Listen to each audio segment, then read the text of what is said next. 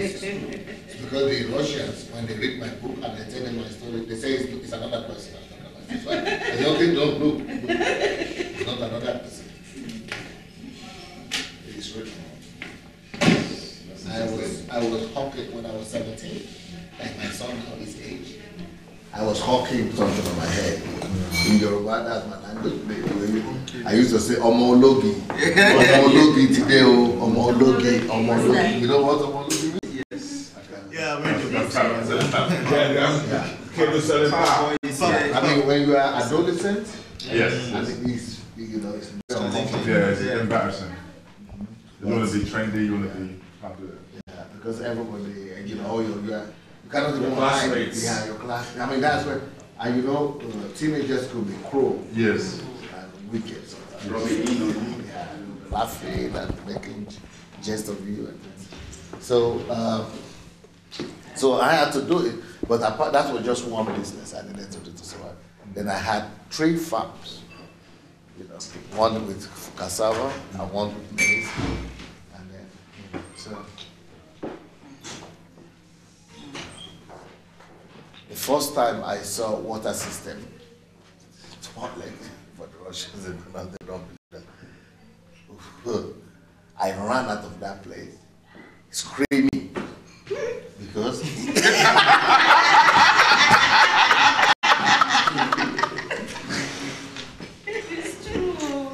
because I went to visit in another town, my relative. So I was saying I needed to use the restroom. So the guy, my age mate, just said, go in there. He took me in there. I said, sit down there, do what you need to do. When you finish, use the paper here. Then just press that thing, this handle. Just press it. That's it. So I did what I needed to do. When I pressed the thing, I didn't know catastrophe was going to occur. All bad news started. Because he didn't tell me what was going to happen. He just told me everything was going to go away. But instead of the thing going away, I saw a water flood, a flood of water being released to the whole house. So I think water was going to go. I said, my God, no. And these were very strict. You know, so the water will fill the whole house. And when the actually stop, it's not stopping. I ran out of the place. I was in trouble. Water is coming everywhere. Water come, water come. I thought I released flood.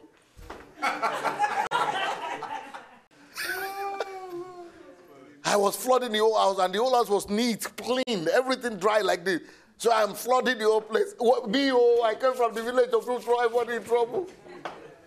Then the guy came and said, what happened? I said, water is coming, water now is coming from I thought it was coming, it will soon come now. He was just laughing.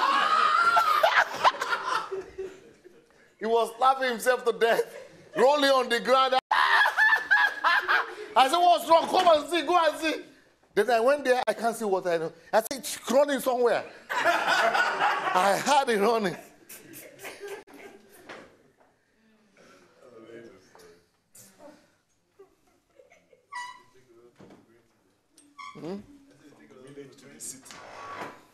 Yeah.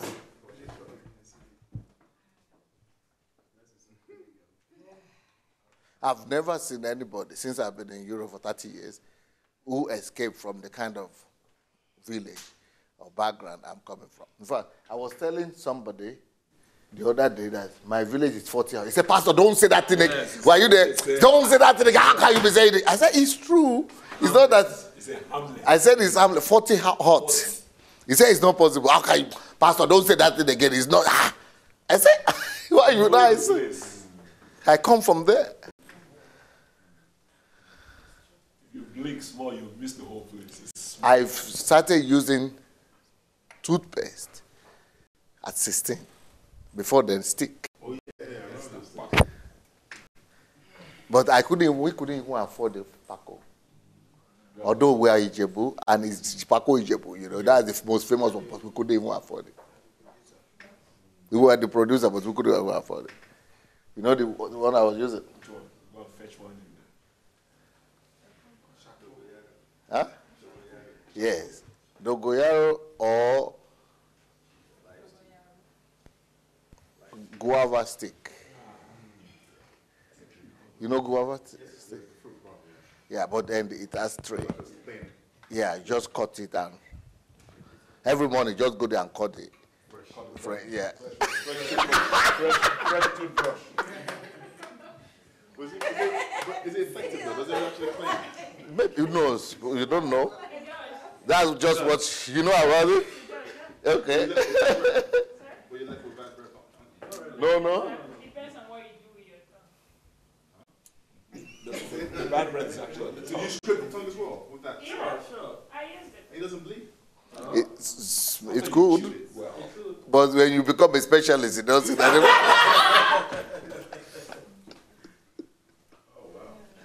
You know, I've not, my biography that you people have read is just a mild European one. The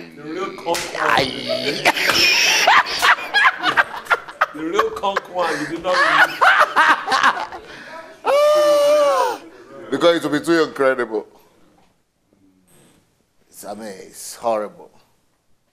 No, horrible stories. So I'm going back to Africa to help my people. Because I am supposed to be in that village up to now. But besides, there are millions of Sunday Adelajas still showing that stick over there. Millions of Sunday Adelajas, just like me. No other life. Nobody comes out. I'm the only one who ever came out. Nobody comes out. So can you imagine how many people should have been doing what I'm doing right now in Europe? How many people should have been doing stuff in science, in technology, in business, if they had been delivered? So I'm thinking, maybe they are all as talented as me. Maybe they are even more talented than me.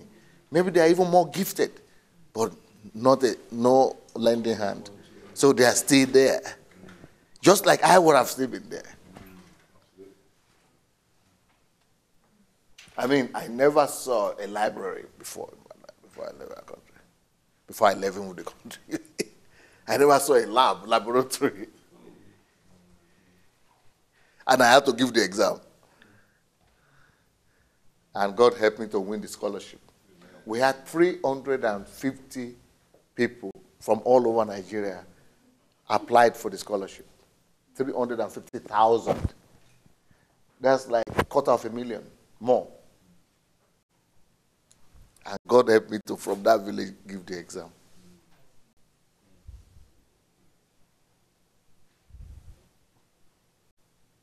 When you work hard, everything becomes possible for you. Did you walk bare feet those days, or you also had? Not just walk bare feet, playing football barefoot, everything. Yeah, everything barefoot.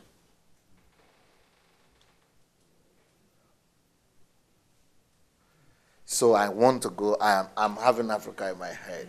I've been praying for years for God to release me back because I really want to be able to contribute something before I go. Because there are no needs in Europe. You think there are problems in Europe? It's self-cultivated problem in Europe. It's what they created upon themselves. You know, drugs, everything. It's out of good life, too good life you are going to. But here is real. We don't have any option.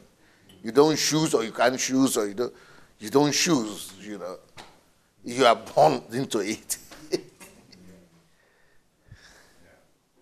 Most of the problem in this country is what they have chosen. All those drug ideas, they chose to become like that.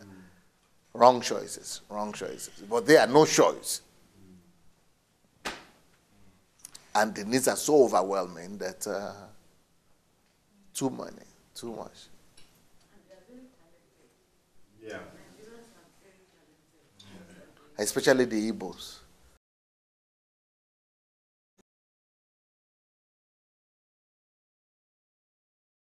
I want to, if they will allow me, with this their Biafra thing they are talking about, if they will allow me to go to their area, if they will not do the Biafra thing, but they will allow me, I want to target the Igbos. Yes. I want to target the Igbos. I will help with that. Okay. Yeah, no, seriously, making the I will help with that. So that they will not shut out all the other Nigerians from there. That's the problem now with this, their agitation. But if we could go to the villages, to the places, and just build, you know, first-class facilities to groom them from when they are young and release them to the world, you know.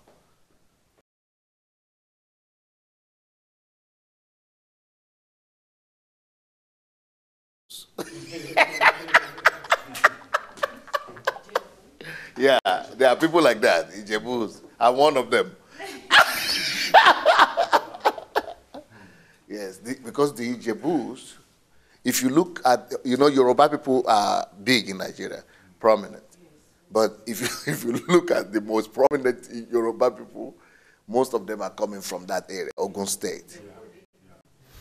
Wole Soyinka is from that area. Yeah, the father is Ijebu, the mother is Egba. You know, so that's one. Obasanjo is from that area. You know, Shonekon is from that area. Tai Sholari is from that area. Wale Adenuga is from that area. What's the name of that bank? Shubomi, one of the leading top 5 banks in Nigeria. Yeah, it's JTB or something. He's from that area. You know, most of these prominent Nigerians who are, you know, very prominent, they're from that area. You know, that Tunde Bakare is from that area. Yeah. Yeah. You know, so even the VP now is from that area. Yes. Everybody's from that. Yeah, all of them claim Lagos, but they're from that place, originally. So, I mean, most of the, even MKO Abiola that died, he's from there too.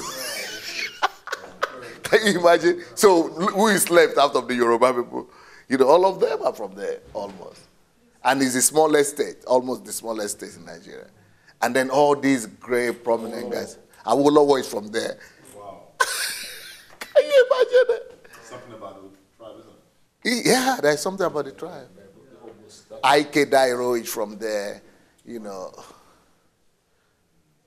What do you think is this the way they've been groomed when they're young, or just I think there is something about them. how they've been instilled in them? Yeah. So,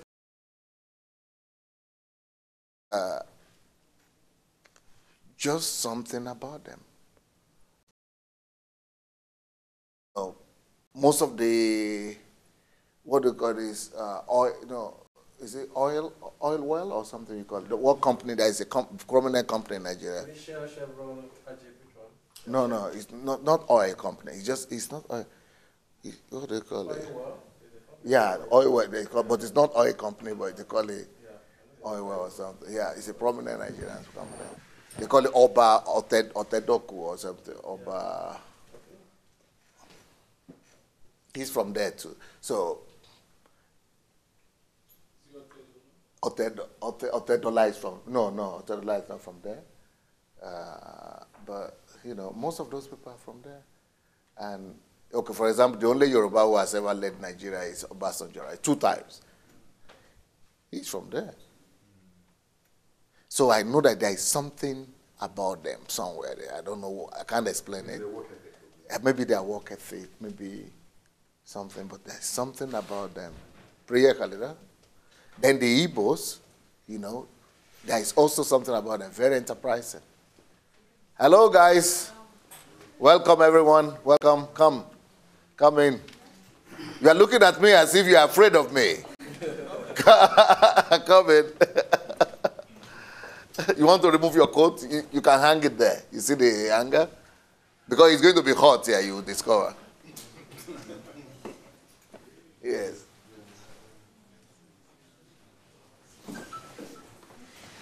Maybe we should go and feed you first before you come and join us. Yeah, go and feed them first.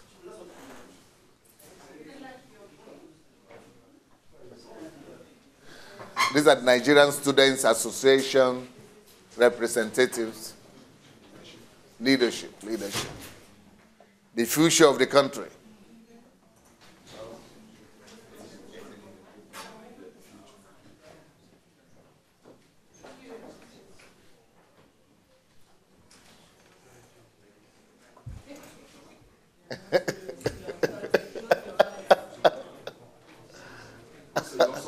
You also have a plan Can you imagine? Even Fela Anikulapo put this from there. Yeah, even Fela, all the rebels are from there too. Can you imagine? Activists. You know, if you any prominent Nigeria you mention, maybe 80% are from there. So that should tell you something. It's like Anambra. What state are you from? Oh, it's like Anambra. If you get Anambra in Nigeria, finish. Then, just like the Benue people too, Benue, Idoma and Tiv, they are everywhere. You know, Benue people.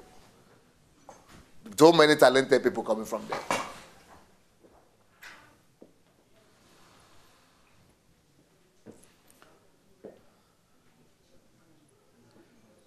But I'm going to have a plan for every state. No, I showed you the way we are going to every state, every town, every.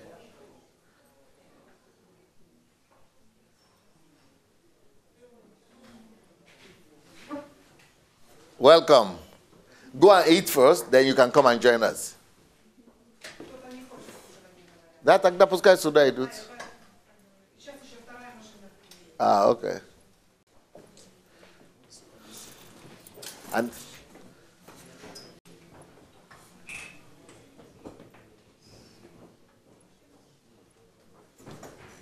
then I have a plan for Muslims. Yeah, Yes. I want to have special crusades for Muslims and reach out to them, but crusade of love, giving them. But she knows Muslims. She's from Kaduna, so she knows a lot of Muslims. We need more shares, right? Do we need more shares? We need more shares. Please come. We'll get them from here. Hi. Welcome. Bless you. You people are late a little bit, eh? Okay, bless you.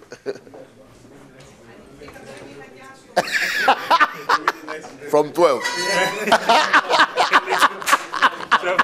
That's not too much. And it's 3 now, eh? Yeah, back. Take it back.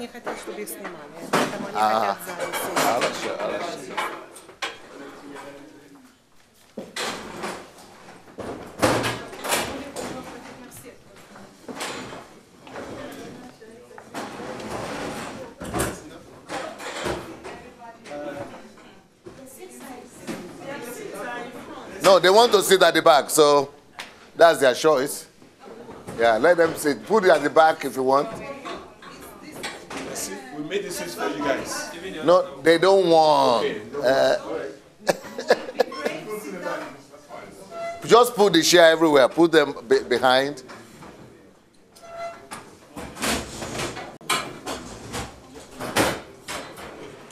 You know the way Nigerians say, not by force?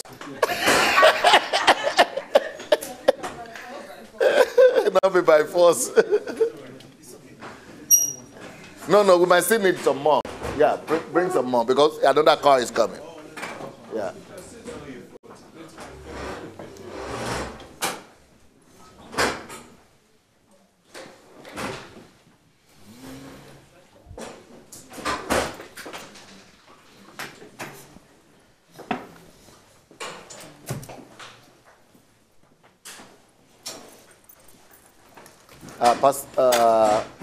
Devushki. Откройте мой надо наверное может быть не надо проектор. Anyway, I want us to go to my blog and open an article. The article for this week. It's called "When You Are a Mustard Seed." When you are a mustard seed. So if you are on internet, go to Sunday Adelaja blog, and then we will see it. When you are a mustard seed.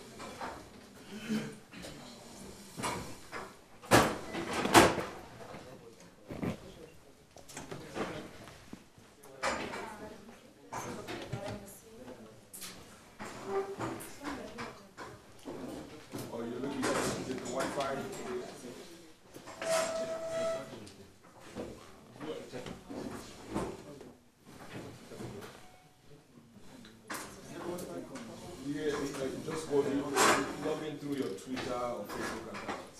So once you try to get on the internet, it will ask, or go to choose the God Embassy. So once you go to the Wi-Fi, choose one and say God Embassy, and then you'll have to kind of complete it.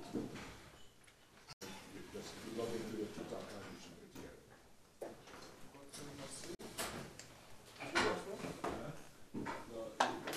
Well, there may be a password, but you can also just log into your Twitter account. Okay. When you mustard seed, you win. Pastor? Yes.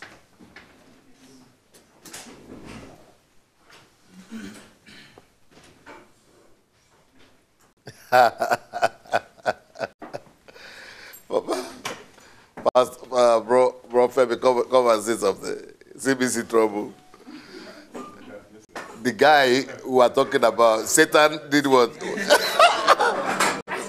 has won. Satan has won at last. Satan has won at last. Okay, see his reply. When I told him that I've never seen this kind of irresponsible attitude in my life. See what he wrote. Sir. Sir, I got your email last night and it was very disturbing. Can you imagine? Huh? Shame.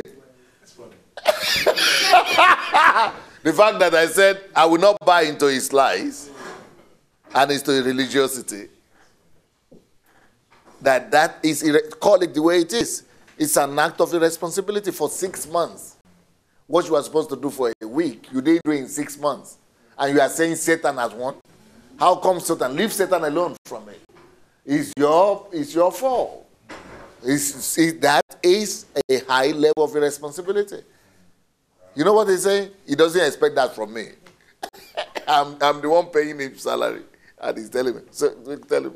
Say, sir. Sir, I got your email last night. Yeah, I'm messing up. How can I do that? It was very disturbing.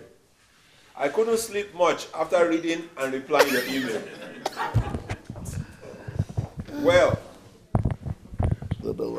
Well, sir, you didn't have to jump to the conclusion that my attitude is that of irresponsibility. I have managed to keep working under the worst of circumstances.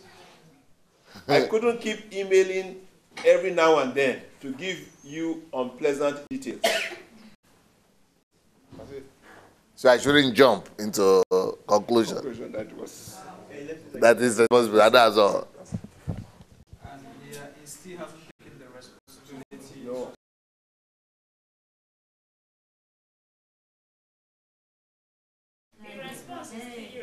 Yeah, it's still irresponsible. And you know what I did? I just deleted it from my contact. When he sent the email, let you return his inbox. Yeah, there's a way you block him. So It that, goes back yeah, to him. make sure block him so that this email will return to his inbox. Because this is. And let me respond to him. I don't know. Huh? He's Listen, listening. no, don't even respond to him. No bother. Leave it like that. This is like Totally missing. Pastor Isaac, is that where you're coming from? Yeah.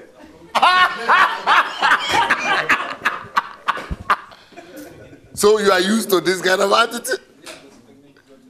Blame game. That is plain blame game. He was trying it on Satan. Since I didn't buy that one, now he's trying it on me.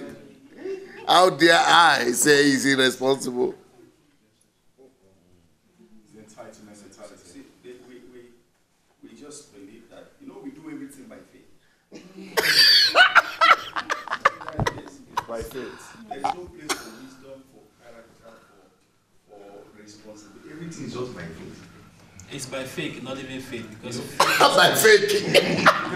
Because somebody says, for instance, I tell him, he says, pray for me because I'm going to write my exam. And I tell him, look, when I pray for you, you don't write your exam, you will fail. You don't read, you will fail. Yes. They say, no, you see, by God's grace, I say, no. When I pray for myself, By God's grace. I know. So, but you see, many of them say by faith. They just go about their business and they go. It's just like, say, the Olympics in London. Nigeria didn't win a single medal. And, and I told all my friends that care to listen that they will not win anything. He said, why? I said, each time they are interviewing the sportsmen and their coaches, they are saying, oh, by the grace of God, just let Nigerians pray for us. I said, pray, oh, no pray. Oh. Some Russians and Cubans who don't even recognize God will come and snatch all the vendors. How could you be going for a competition and be saying, oh, well, by the grace of God, we are hoping? How can you hope? You should be able to know your results, how many seconds you've recorded in the gym, how many or in the training ground, how many results is on the ground already. And on the basis of that, you know it's worth going or it's not worth going, and what will come my way. But by saying, oh, by the grace of God, we hope, we believe, just pray for us, rubbish. The other day we were watching football. I said, we do see if they are going to pray. You know, either you have trained hard or not. It's the person who is better, who is skillful, that will win. You've got to. You can depend on luck or on grace or God's blessing, but you know that's after you have done your due process. But without doing your due process, God is just out of the game because the other guys also believe in God or they are depending on God too. So should God just take side and say you have prayed him more?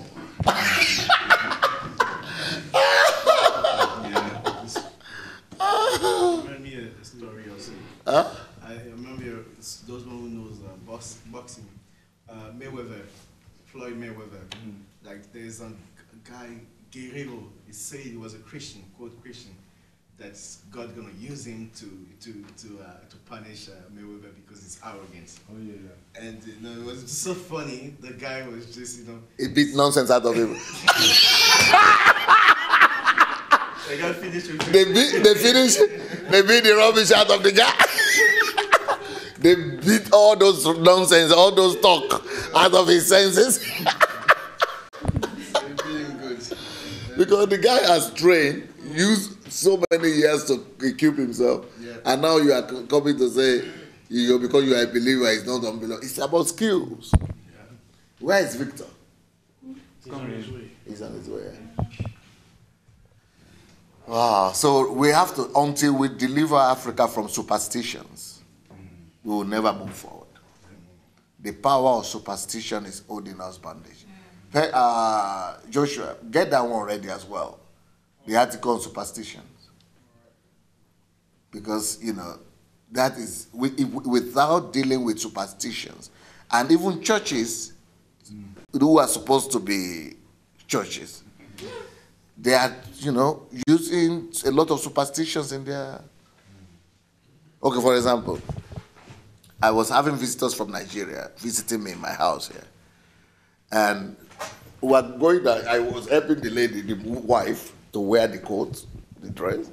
And okay, I was saying, let's go. They said, no, Pastor. So I said, okay, what's the problem? They are not going out. So I went, I said, okay, let's go. I was going, so the husband called me, he's a bishop, called me back, Pastor, come back. I said, any problem? You have dressed, you'll be sweating, son. He said, no, come back. I said, okay, I came back. I was saying, is there any problem? No, you don't go out without praying. We have to pray. What pray? About what? Oh, that God, you know, because without God, you cannot do anything. So you cannot go out and, okay, you have to pray that God will protect us as we go out. Because in Nigeria now, there are many people, armed robbers will just stop you, you know, if you don't pray. So we are just living by prayer. So I said, what about here? If we don't have that challenge of armed robbers, still, you know, you just have to pray.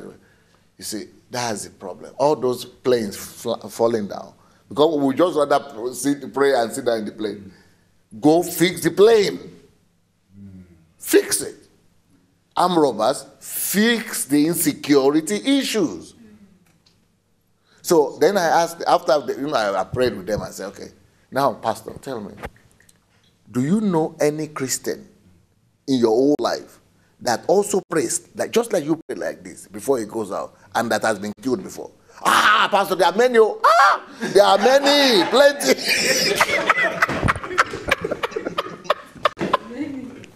If there are many and plenty, so it's not the prayer factor. If you have just been lucky, or your time has not come, it's not prayer at all. So how many of them are there? He said many. Even pastors are being killed like that. So if pastors, they are the ones who taught you to pray, and you are praying, it didn't help. One day you will be killed too, or they will catch you if you don't fix. Go out of them prayer houses. Go out of the building. Take responsibility like we have done here. We have movement, NGOs, just for curbing crimes, for stopping criminal acts. Take responsibility for it, for stopping corruption. Go do something about it. Oh, it's government that said, no, raise awareness. Mobilize people. But we are just praying for me, for God to protect me alone. Fix the whole place so that everybody will be protected.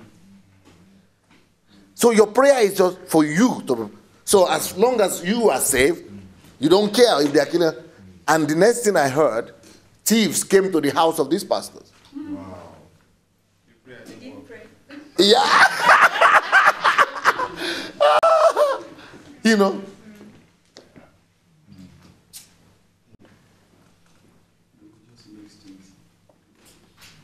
Over spiritualize everything. Because superstition. Look, I give you. Huh? By faith. Okay, can I say something? Yeah. Like this, there's this issue we talk about faith. I don't know if a lot of faith, because when people say it's by faith, sincerely it's not by faith, because the Bible says that It's by deception. yeah, the Bible says faith without work is dead. So if there is no work inside, it's not faith, because faith itself is work. So a lot of people just confess faith, meanwhile no work in it. So if there's no work inside, it's not really the faith itself. So they really don't even know the faith in which they're saying is by faith. Because if it is by faith, there must be work. The issue is this. I preached, they stopped my radio program in Benue State because I was teaching and I talked about this half-baked truth that the British gave to us. That they gave us enough gospel to make our fathers pacify, and they could steal all they had of our mineral and went away. And the government got angry. But yeah, about a month later, they released the radio and I was able to do my program. And I said, we have a problem of Then the only thing could have pavidite no. Pavidite shelove of period. Ongen is now vapshe chutam.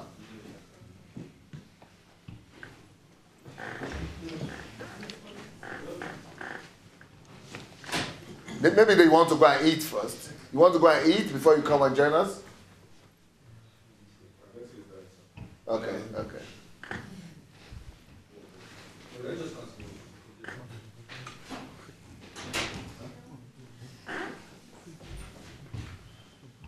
Ikut kuik można sobrati pagaisit. So I talk about this issue of mistheology.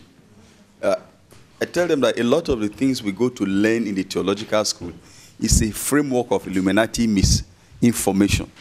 You go and gather this, and then you now come and sit in the Church of Jesus Christ, and you are downloading this falsehood to the people. Because if this theology comes from God, the people will be directed back to God. So we carry this theology, and then we teach people.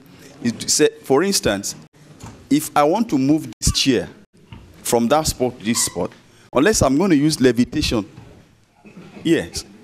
Because if I'm moving this chair by faith, it will remain there till I leave this place. But you see, we've not been taught that there are certain things, I use the phrase, things you need to pay for. You don't need to pray for it. We are supposed to be told that, okay, I believe God by faith that in the next 5 years, I'm going to be here. Now, the next thing is a commensurate work, action to take you to actualize that faith. Plan for it. We plan for it. But you are told, that's why I bring this terminology of Rockefeller American gambling spirit. You know, a gambling spirit is what we use as faith.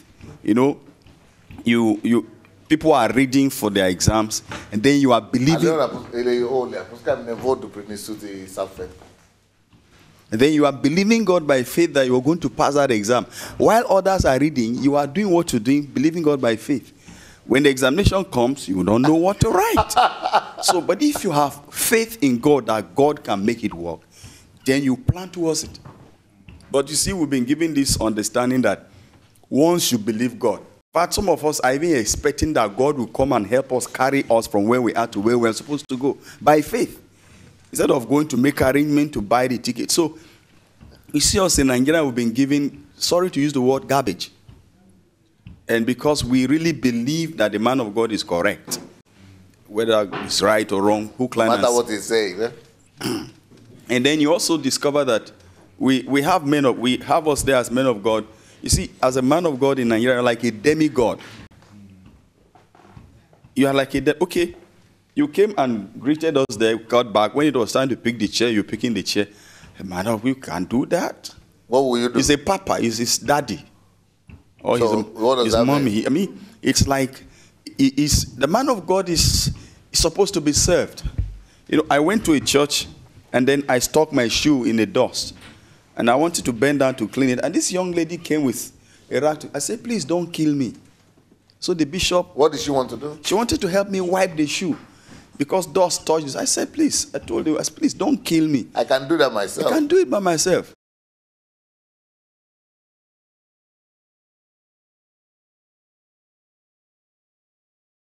Presented as we become demigods to the extent that even when God is speaking to you, like I was telling you in the VIP, when God is speaking to you, you dare not open your mouth to tell the man of God, because you are scared of what he will do. So we need to be untaught. We need revolution. Yes, we need to be untaught what we've been taught, and then tonight inject the true principles of faith. Faith without work is dead. Yeah. That's just what it is. So a lot of them have been given that. That's what they're doing. More people are still coming, right? Okay. As you are saying, Pastor, I came to Kyiv on Sunday. I'm from England, and I've never met Pastor Sunday before, so I was thinking that I'm going to fill a form, tell him why I visited, and you know, we played a match on Sunday, as in our under-17. So I went to watch the match as well, and I was surprised that Pastor Sunday stood up and said, "Oh, I think we have a visitor," and he came to greet me. Actually, I was like, "Man of God, greeting me," and we are literally sitting on the same sofa. So he was sitting here, and I was sitting next to him. And the whole thing was strange to me because... Strange? Yeah, it's strange. So normal has become abnormal. Yeah, exactly. That is normal human relationship. I wasn't expecting to sit with you like that because you don't know me. What's the problem? The anointing is different. Sir, you see, we have... I still don't understand. It's a class consciousness that the British will give to us. It's a class consciousness. How come British? I don't know if it's British. This is talking on church. This is church. No. I'm talking about religion. This is what we think civilization is. What? Yes. That you know, the British man built a big room, then built a cubicle for his houseboy. Yes. So that mentality is what we're practicing in the church. So you show that you are a big, great man when you are up there, and somebody, you know, for instance, when I walk among people and they see me in jeans and t-shirt helping, they said, I am cheapening the anointing. They say you are making us too cheap. Because to me, I had...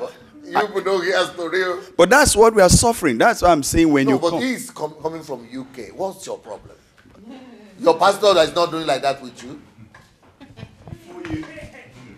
Well, I've been in the UK for about 8 years, had my degrees there, and I'm still a student.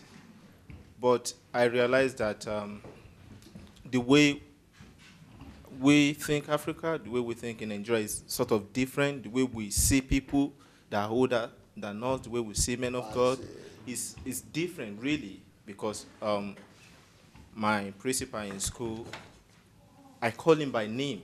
His name is Stephen Jonathan. I call him by name. Stephen, how are you today? We sit down, we talk. Okay. But many of you can't do that in Nigeria, really. There is a class.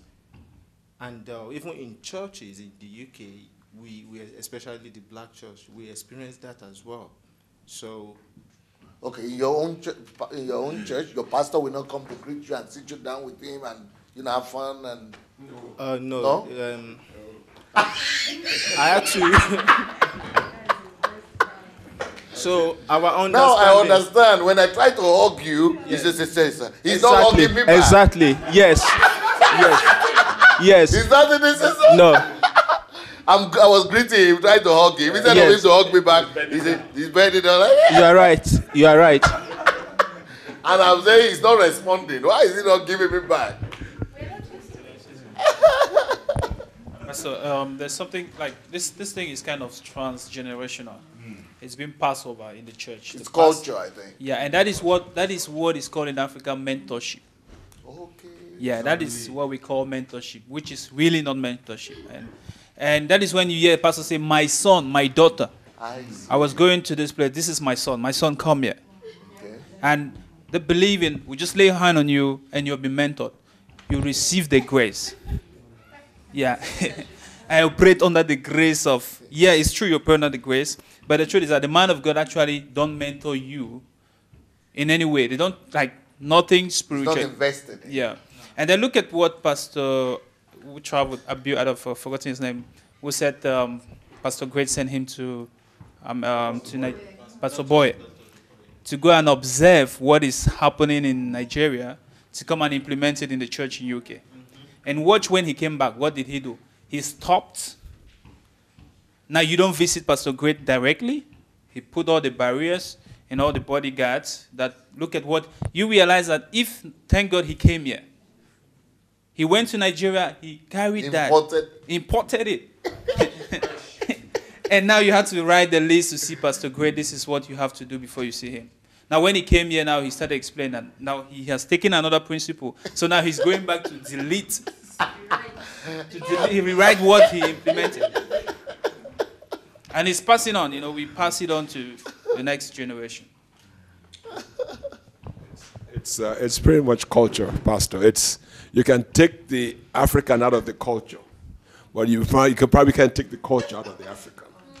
So he comes here and everything is still there and it's still yes sir, yes sir, yes sir. And so we just need to be educated, reprogrammed, and and all the superstitions and all of that would just need to be reprogrammed in our thinking. Kofi, the guy that was sitting here before, when you wanted to speak a couple of days, he used his left hand to give you the microphone, and you accepted it, and you keep talking. It's strange to me. Like, really? What happened? I thought you were going to tell him, use your right hand because you don't use your left hand to give adult or pastor something. Oh, so that was I didn't even notice. I've been running that for the first time. They know. Yeah. That was really strange and.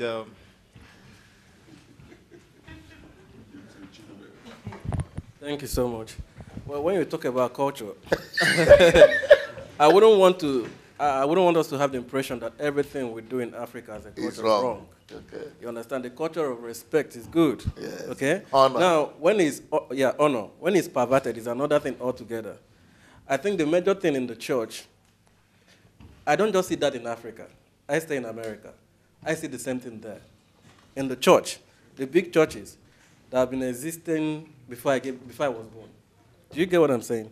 So for me, it's not primarily an issue of African culture. Yeah, we may bring in some of our things there also, but I think it's majorly the idea, the misconception of the whole gospel. That is what it is to me. For example, we've come here. We can see, I've never seen the word of God being made manifest the way I've seen it here. I've never seen that being made manifest. Okay? So when I came here, I found out that everything is coming from the perspective of the leader serving you. The leader is serving you. Now, when you become a leader, you want to serve too, because that is what you are being taught, as opposed to So it's not really an issue of culture. I think if we really come to the point where we start understanding the real gospel and what it's all about, it really shapes all these things. So that's just what I want to say. So the African culture is not wrong. The culture of honor is wonderful. And living in the West, there are certain things I see in Africa that I say, thank God I'm African. I'm telling you. There are certain things I see there in the West. I say, thank God I'm African. Okay? So we are good with what we have. We just need to, fine-tune it, the wrong things, leave it, and then pick the right things. Thank you. I think the biggest problem, whether it's America, London, Japan, most churches now, is it's something that really happened during the time of Jesus as well. Because in Matthew 13:58, it talks about how Jesus could not do many miracles because of their tradition. I see. In the church of today as well, the challenge we have is a lot of leaders, they love to be reverenced. They love to be worshipped. And the fear is if I get close to you, you get accustomed to me. And you might lose the reverence you have for me. So let me put a gap between you and me, so that way I hold on to the reverence. So really, they want to be worshipped. That's what's happening. And I think that's the biggest problem. And it's lack of emotional intelligence, because it's about relationship. I should be able to go to a pastor, and you should be able to speak to anybody and feel comfortable, not feel intimidated or feel, oh, he's a man of God, I can't speak to him. And that's the issue. They want to be reverenced at all times. And they are scared that if I get too close to you, then you will lose that respect for me. And I don't want that to happen. So let me put a gap. Person, I don't know if you remember there was some years ago, maybe 3, so I asked you that is there any discipline in the church, but why is it that things just move the way they move, but we don't see that you don't discipline the people, you don't do this, and things flow, like what you just said. Pastor established a system whereby the principle of the kingdom works. You don't need to force the people to do it.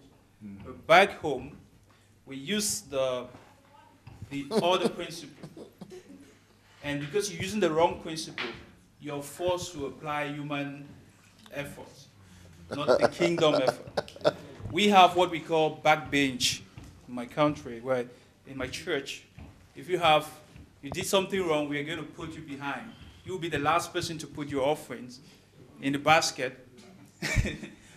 Meanwhile, the kind of discipline method, they are different. They discipline somebody in the church, you feel like you're not even in the kindergarten. So, and if you're an adult also. If you're adult, they escalate you out of the church. They just take you off. If you don't come, you are banned from the church. They are banned more than a lot of in the leadership. They sack you off. So they put all these strategies in place, because what happened is the mistake there is that the kingdom principle actually hasn't been applied. The lifestyle of Jesus is not applicable. Because this principle now, Pastor, the day I asked him this long ago, when I realized that there is no discipline issue, but things are flowing. He received the honor. This is what is it in our midst. It's available to the people, but yet what we give him in return is the honor. He didn't do anything to say, you have to call me like this, Reverend Doctor this. Or you have to, this is when the pastor comes, you have to. Nobody's taught that. But the principle works for itself. The system is the truth. You shall know the truth, and the truth shall set you free. So it's not by force. I want to actually ask a question, because They are still coming, eh? Yeah.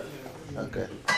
While he was talking, I remembered a particular situation. I'm sorry, I will explain the situation we're having here with you. I was having a training for foreigners, for people from different countries, and so we're in the midst of that.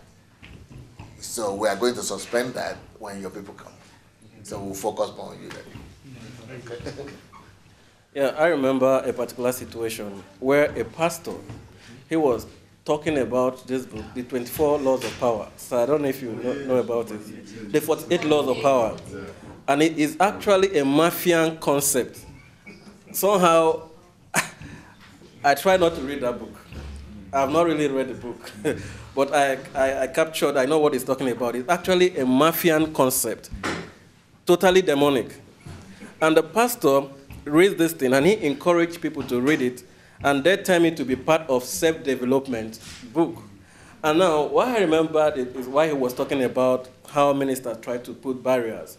I remember he was talking about the mystery, the principle of mysticism.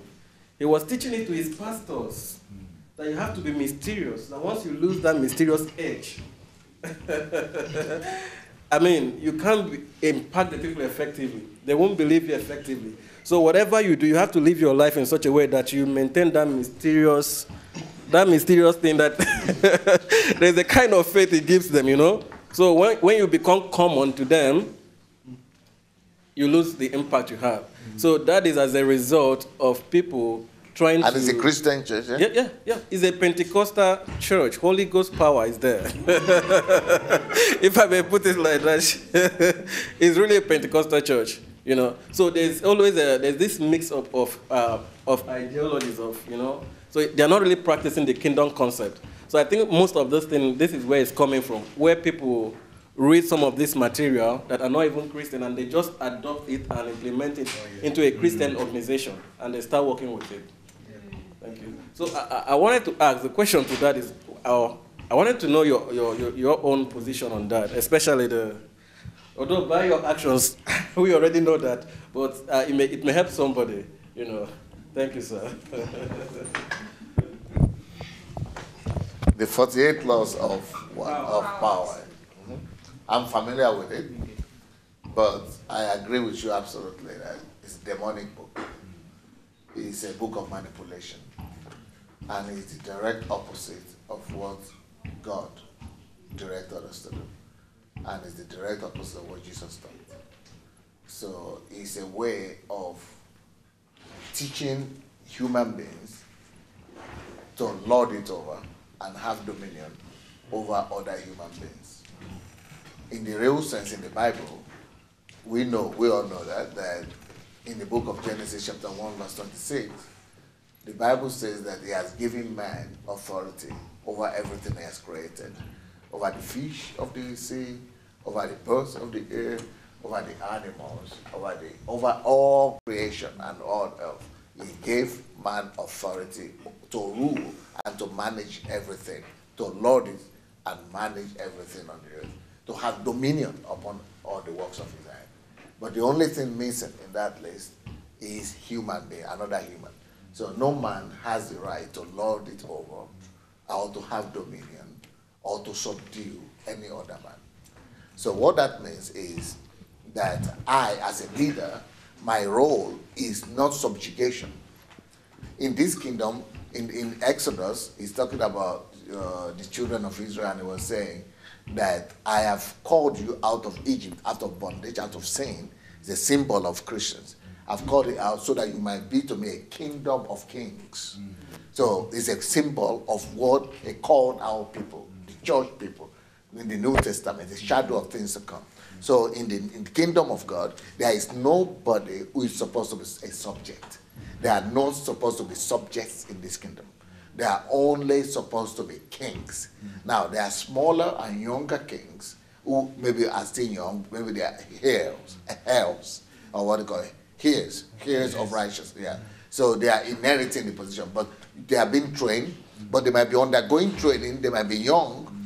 The inheritors, they are what do you call it? Heirs? Heirs.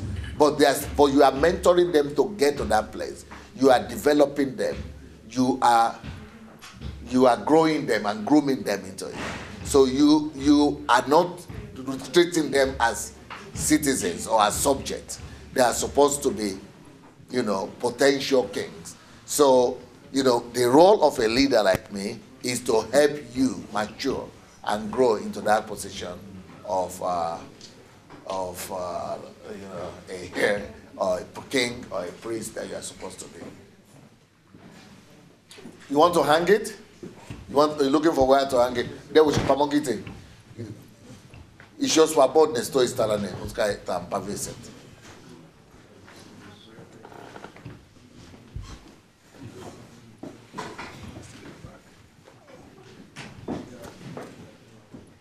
I think you people that are already here, maybe you could move forward so it will be easy.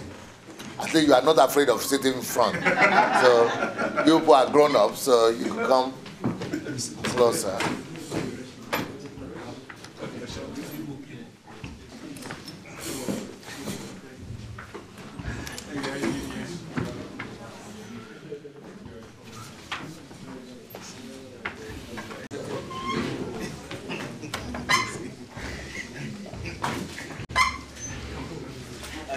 That's the most important.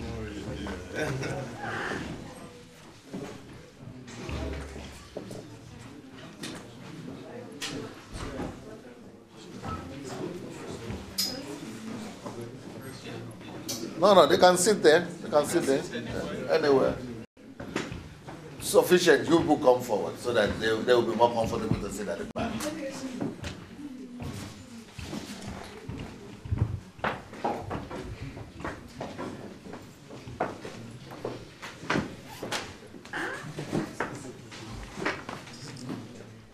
So more are to come, right? More people are still coming? Okay. Huh? Just a few more people. This is what? Ah, they are coming. Okay.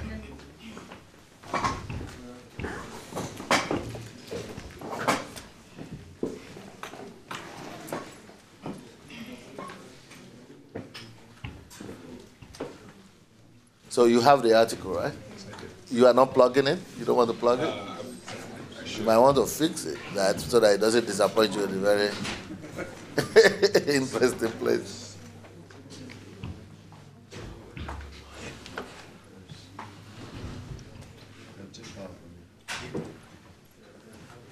It's free power.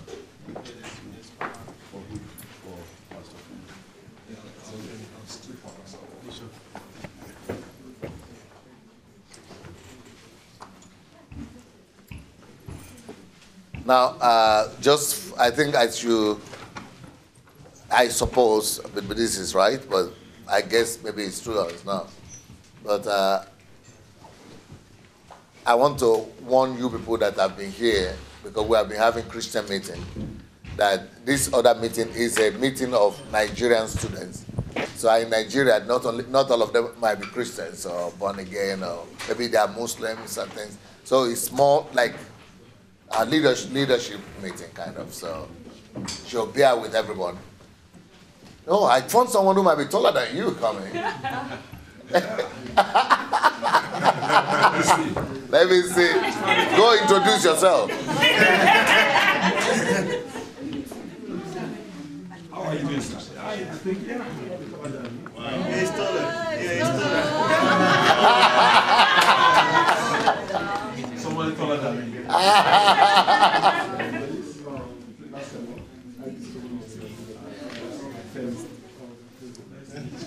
What's the name? Fidelis. Fidelis. You don't play basketball in your own case, eh? Sorry?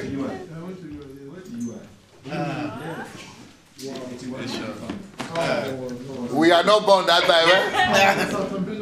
You're a Bello. I'm a great Bellite. Great Bellite.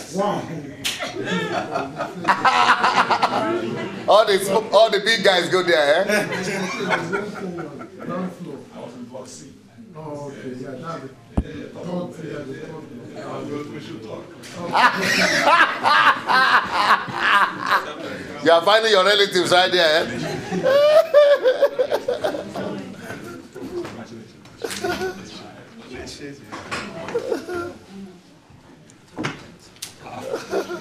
But he probably came to that university about 20 years later or 10 years later. That's 20 years later.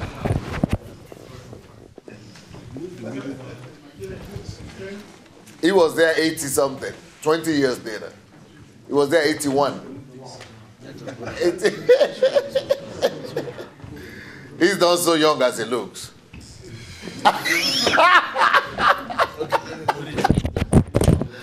Although you could tell by the amount of hair you have left in your head and the amount he has left in his head.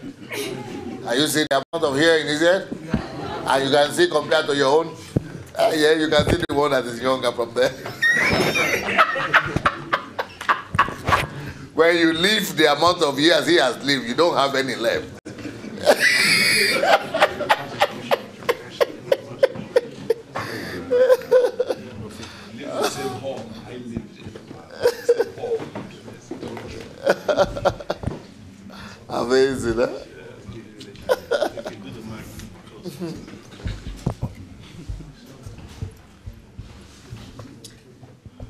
Hi. Are you Nigerian too? Yes, I am. Imo State? No, sir, Bauchi State, not Central. Bauchi State. Yes, sir. Wow. I was almost thinking that you are an Arab or something. Are you mixed blood? Are you asked? Okay, so your mom is from? She's from Russia. Russia, Ukraine. Is that so? What cities is she living? She lived in Donetsk. In Donetsk. Wow. Wow. Amazing, huh? Russia and Ukraine. So you lived in Nigeria all your life? Mostly all my life, yes, sir. So you are like Osage, what is the name of the footballer? Odewinge, yeah. That's a Nigerian that's played for that. You know of him? Yes, sir. So you speak Russian? Chuchu. Yes, sir. So she was not teaching you Russian? I actually was shy to learn. As everybody around me wasn't speaking it, so... Yo, and it could have been an advantage to you. Yes, sir. But you didn't have your siblings, brother and sister or something at all? I do actually, but they are very much younger than me. Okay, so, yeah, you are the first one. If you had spoken it, it would have helped you here big time. So she was speaking English? Yes, sir. Oh, wow. Is everybody here already? Yes. Where is Victor? I can't recognize you. You have New Year's time? Yes, Since the last time? Yes, sir. Okay, I can tell. I'm looking at him. I'm saying, is he the one or not? Welcome. Bless you. Now, this is the chairman. Is that chairman you use? Is this chairman you use? Or who is your chairman? President, we have a new president. You have a new president. Where is your president? What's the name? Olu Soya. Babatokwe. Bless you, sir. Thank you. Now, let's introduce ourselves. You want to sit close by? Yes. All right. Here we are. I thought you were a little bit later. Yes, sir. Our boss is not Huh? Our boss is Because I've been waiting for you since 12 o'clock. We are sorry, sir. That's a little bit late. That's like how many hours? That a little bit?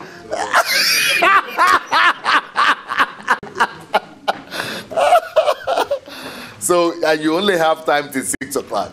Yes, 4. Till 5? Some will leave by 4. 4? It's already 4? Some of them. Others will remain. But it doesn't matter. It's already 4.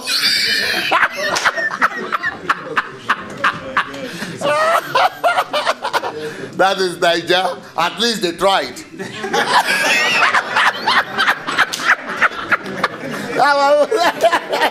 At least they tried. They came. They made it. So, will you be the one to tell us about the vision? About your organization, association. Tell us about the vision. Introduce some of your people, and tell us why you decided to come and visit me. You told me all that. You were telling me all that. Yes. So, where are you going? What is the whole idea about? What can I add to you? How can I add value to you? And let's start from you. Then you give it to the new president. All right, sir. Thank you very much for the... We come here so that they could see your face rather than your spine. All right. Thank you, and thank you very much for what I will call the importunity, because we always want to have this again. And, this is the Nigerian Student Association Ukraine. We are a body of Nigerian students. Is it all over Ukraine? Or all over Ukraine. Oh. Yeah, as much as new associations are coming up in different universities, the more they come up, the more we absorb. And we have comrades here who have, shelved personal interest just to see that the Nigerian student remains as a community. And that's why we have everybody here. And we've commended ourselves, so we want to do it here again in your presence. Oh, that's good. Yeah, so the Nigerian Student Association want to see a community of Nigerian students who are together. I mean, not together, not just by name, but in deed.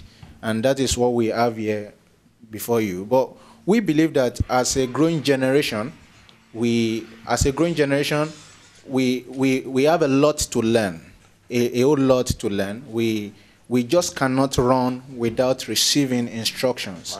And in receiving instructions, I want to believe that the instructions or the orientation a person has or an association have will determine the direction in which they go.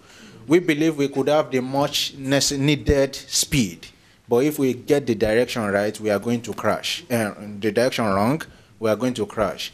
So we have looked for elders who we can look up to. And in Ukraine, we see you as not just a father figure, but we are personalizing it now, our father figure. And that's why we came up to you after meeting with the executive initially, and we resolved that somebody of your status, somebody of your caliber, who has contributed not just to Ukraine, but also to Nigeria, because I, as a person, I've been following you. So we felt... I'm not succeeded in contributing to Nigeria. No, but what you have done so far has paved some ways and enlightened a lot of people. And we felt in Ukraine, there's no other person who we think right now can be our resident patron but you. So the Nigerian Student Association Ukraine, that's why we wrote a letter, and we feel that being our grand patron, our resident patron, means we can come here every year, immediately after our election, like we are here today, to receive orientation for the next set of leaders who will now take the baton and run with this vision. So that is why we are here. And we believe that there is no limit to what we can learn from you as it pertains the right direction in which we want to steer this association. Okay. Will you introduce your new president? Yes, he's Baba Tokbe Olusanya. Before 9 and maybe up Should until be now. from my village or something. Olusanya stands in Jebu to me. Yeah. I told you, baby. I told you. And we have the new we might be family members because I have Olusanya in my family as well. Yeah. And we have a new vice president, and it's Amadi Humphrey. Humphrey. Yeah. Bless you, sir. So I will leave the rest of the introduction to be done by the president. Before now, I was the president of, he is still the president of Nigerian Student Association in Zaporozhye, while the vice is from Nigerian Student Association, Ivano Frankowski. So I will hand over to my able president. Thank you very much. All protocols being observed. Thank you, sir, for having us here. Thank you. I don't know your name, sir, but it's really nice seeing great faces and elders amongst us, which I know that we're going to be learning a lot from you today. As the outgone president has said, we've been through so many steps and so many things to be here. But I want to thank God that, yes, we are here. And the Bible says, not of him that willeth or runneth, but it's of him that showeth mercy. Amen. He has shown mercy upon us to be here. And it is with him that we are here. Without him, we are nothing. Amen. Because we are just vessels for him to use. So my comrades, I also want to appreciate them because they have been the one holding their states together. We have from ACOF, please, maybe they should just introduce themselves. My team, I'm introducing them to you, sir. Introduce yourselves and say your name, the school you represent, or the state you represent. Let me start from you, sir. Good evening, all. My name is Ukasha Ibrahim Umar. I'm the president of Ukasha? Ukasha. Yes, sir. Ukasha Ibrahim Umar. I'm the president of National Technical University, Kharkov, and also a member of Kharkov Student Leaders Forum. Thank you very much. So you are the student of your university? The president of this university, sir. Not of Kharkov? No. This is structured. There are different universities in Kharkov. So if they have a president from every university, and we have NSA Ukraine, which every institution is under, inclusive of my own state. Because in my own state, we have four universities, but those 4 universities, they are combined into one body, which is Zaporozhye, NSA Zaporozhye. But do they have a They don't. I don't think they have. I think you have a forum, we have a forum, but you don't have a combined association. So they have individual associations, but they form a forum. Okay. All right, sir. The next person. Good evening, everyone. My name is Philip Opin. I'm the president of Nigerian Medical Student Association of Kharkiv National Medical University. Medical. Yes, sir. Thank you. All right, please get me together for them, please. All right, the next person. Let's make it fast. Good evening, everyone. My name is Anasdon Namdi Kennedy. Sorry, Kennedy? Yeah, Anasdon Namdi Kennedy. Okay, Namdi Kennedy? Yes. President of NSA, Kharkiv National University of Electronics. National Aviation? University of Radio Electronics. Okay. All right, sir. The next person. Sorry, sir. My name is Mokia Obina Chukwuma. I am the president of ANSUMI, Association of Nigerian Students in Sumi. You were in Sumi? Yes. Sumi? Yes. Did you play football? Of course, they know. They won the competition, sir. The last competition we had. Are you a footballer among them? You were the captain. Huh? No, I'm greater than all of them. I'm the team manager. He's the one who assembled all of them. I'm the team manager. Oh, you are leaving! Safe journey, England! Come, let me give me a hug. Come. And what about the lady has left? Safe journey. Now you need to go be a good ambassador. Yeah, we will. Go represent the best that you have received in Ukraine. Amen. And I want to hear the report. You will, definitely. I would, Yeah, right? And I will not allow you to come back if you don't have some good reports. Okay, I'm going to allow you back according to your report. Okay. So safe journey, safe journey. Bye. You leaving too? Woo! Safe journey, man. Safe journey.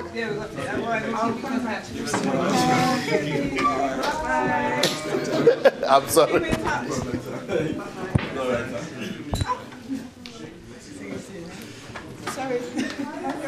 All right, I think we should continue. Agde treta devушка. Бабуша, попрощайся. Трета девушка.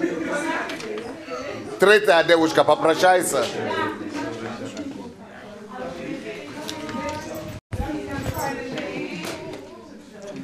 My name is Bamidro Ido Olagoke, the president of Nigerian Student Association Ottawa, and and the national secretary of Nigerian Student Association Ukraine.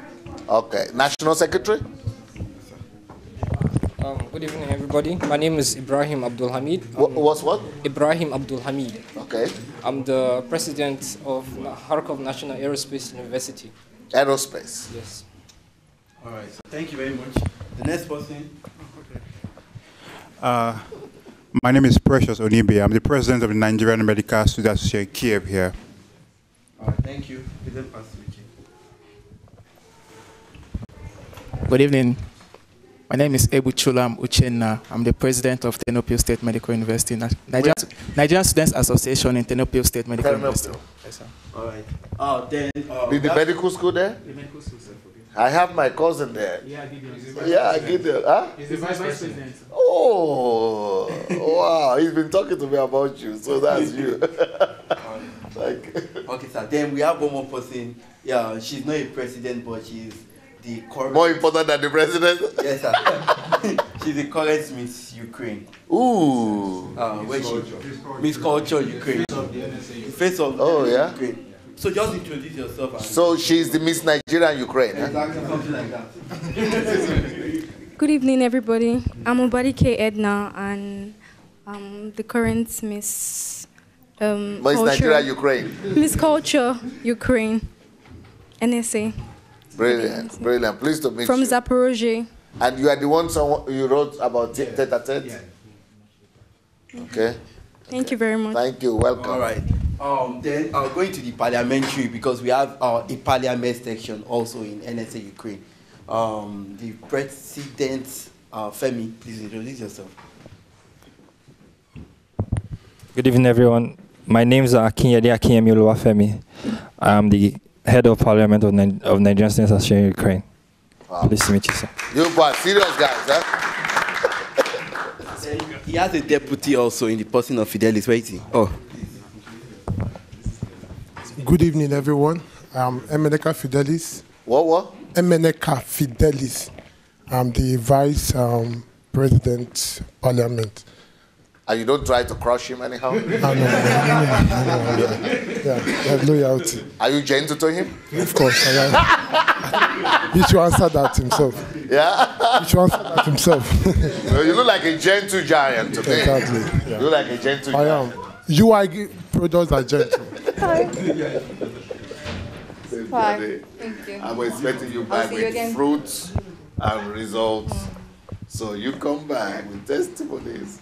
And then I want to be proud of you guys.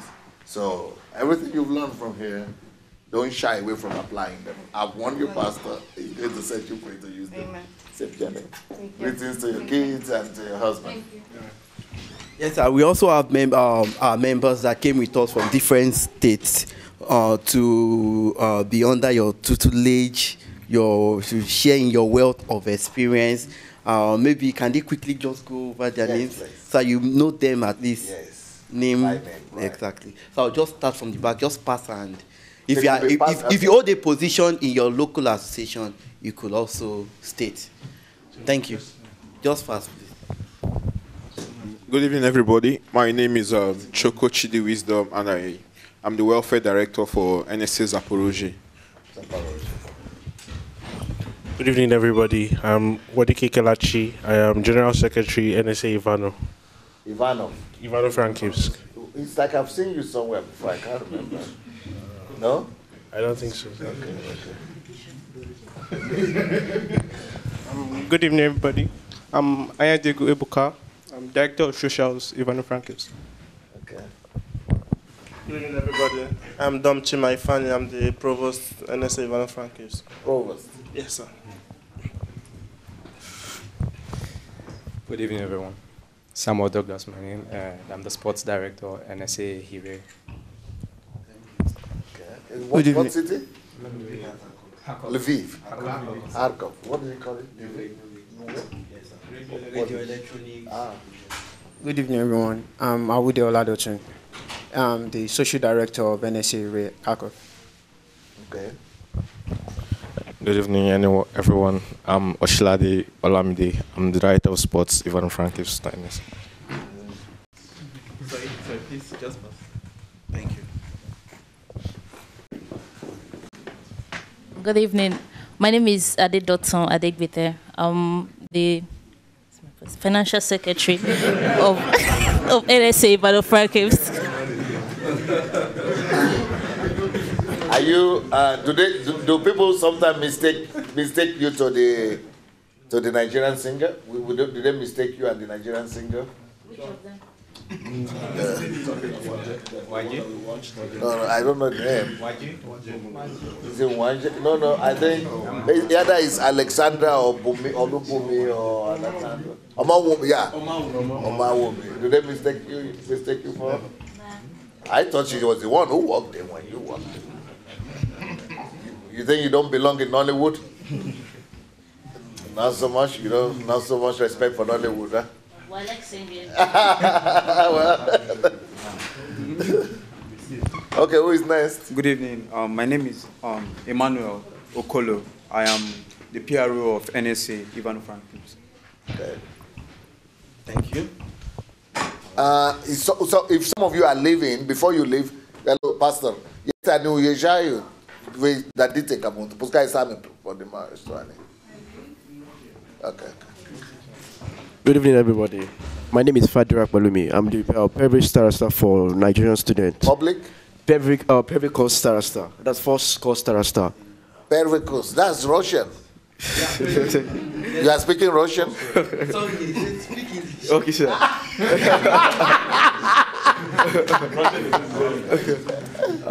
I'm the first course Starasta for Starasta? Yes, Starasta. That's Russian. Course rep. Yeah, I understand, but I'm just wondering, you speak Russian well or what? Yeah, I speak Russian. Okay.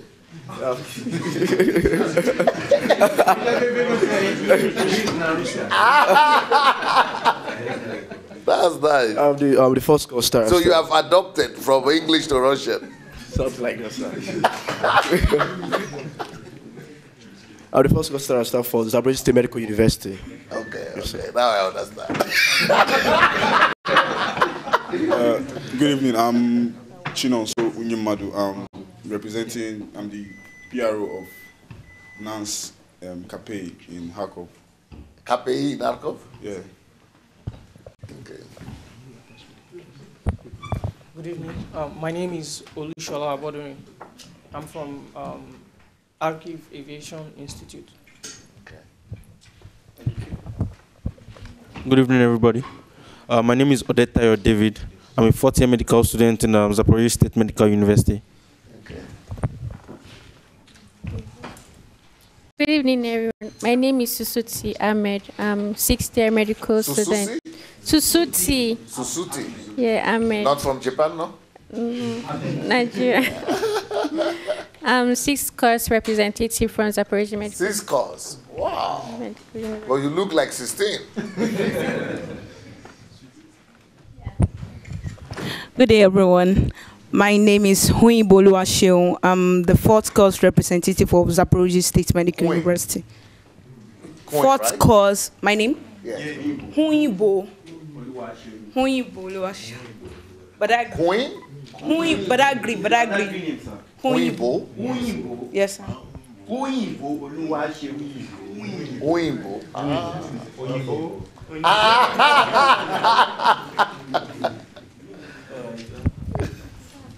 My name is Obiduma Jude. I'm in charge of I'm a welfare officer, Ivano-Frankivsky. Good evening, everybody. My name is Domchima Ifoma. Is what? Domchima Ifoma, and I'm the treasurer at NSA Ivano-Frankivsk. Thank you. Good evening, everyone. I'm Ibrahim Kasim Jr. and I'm from You're what? Frankivsk. Ibrahim Kasim Jr.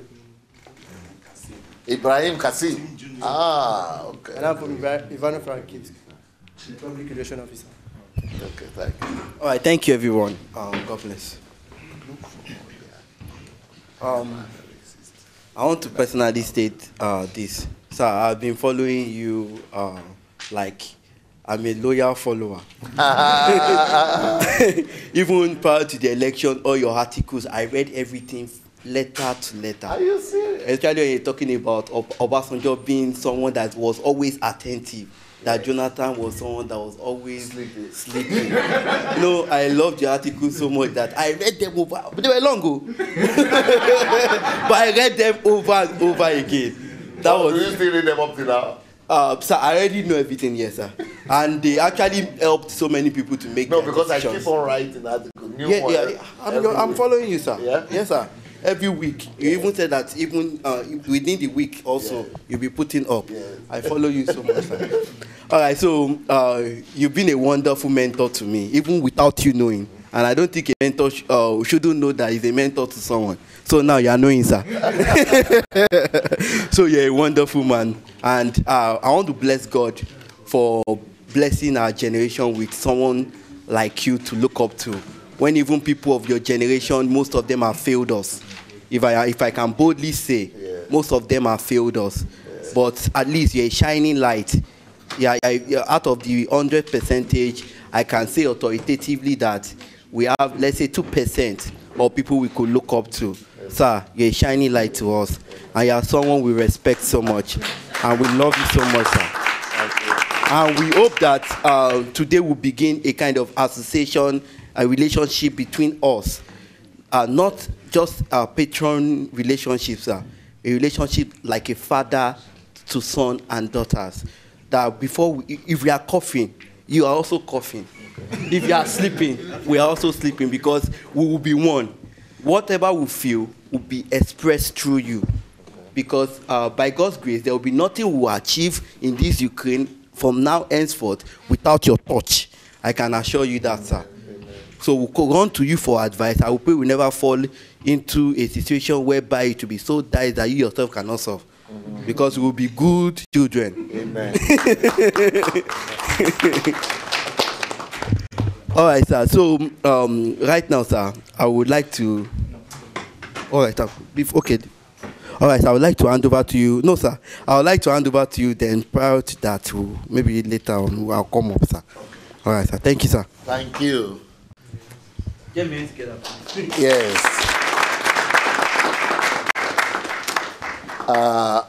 You know, if I say I am impressed, it's like saying nothing. I'm deeply impressed by your organization. I'm deeply impressed by your business attitude. I am deeply impressed by your focus and by your passion to make a difference and to build a new country, a new Nigeria. When Victor first spoke to me about your intentions, I just wanted to respect him and honor him. That's why I accepted what he offered me. But I was so used to systemic failure of my people and lack of the ability to be able to actually attain what he announced to me that you are going to do, that you are going to bring everybody together. I knew we only, at least the generation before you, were more used to declarations, talking, but not really doing. And so I was not sure that it was really going to attain that and that was going to be possible. For example, just to counter your own efficiency, there is an organization that was started during Obasanjo's regime that is called NIDO. Okay, then they have NIDO Europe. That is all Nigerians in diaspora. Not necessarily students, but these are people living, professionals. And so every year they give award to the top Nigerian in Europe. So this year, they wrote to me that they had selected, these are all Nigerians in every country. So they're having their yearly meeting this year in Stockholm, Sweden. And they take it from different countries. The other one was in Helsinki, the other one was in London. Every year in different places. And they select, one of the things they do in their anniversary, in their yearly convention is to elect the most outstanding Nigeria, and then they give an award more like Nobel Prize among the Nigerians. So they wrote me a few months ago that I've been selected or nominated to win the award. And then, but organization-wise, these are older generation, like you said, my generation. They couldn't, everybody is coming from all over Europe to that event. But, they have to book hotel for everybody. They have to rent cars. They have to, everything they needed to do, they couldn't just pull everything together. So they still want me to come, but I will not go to receive that award because the thing is coming up on the 13th. That's next week. And it's just yesterday I got their final, details of the hotel and everything. And I'm not going to go because I have other plans already.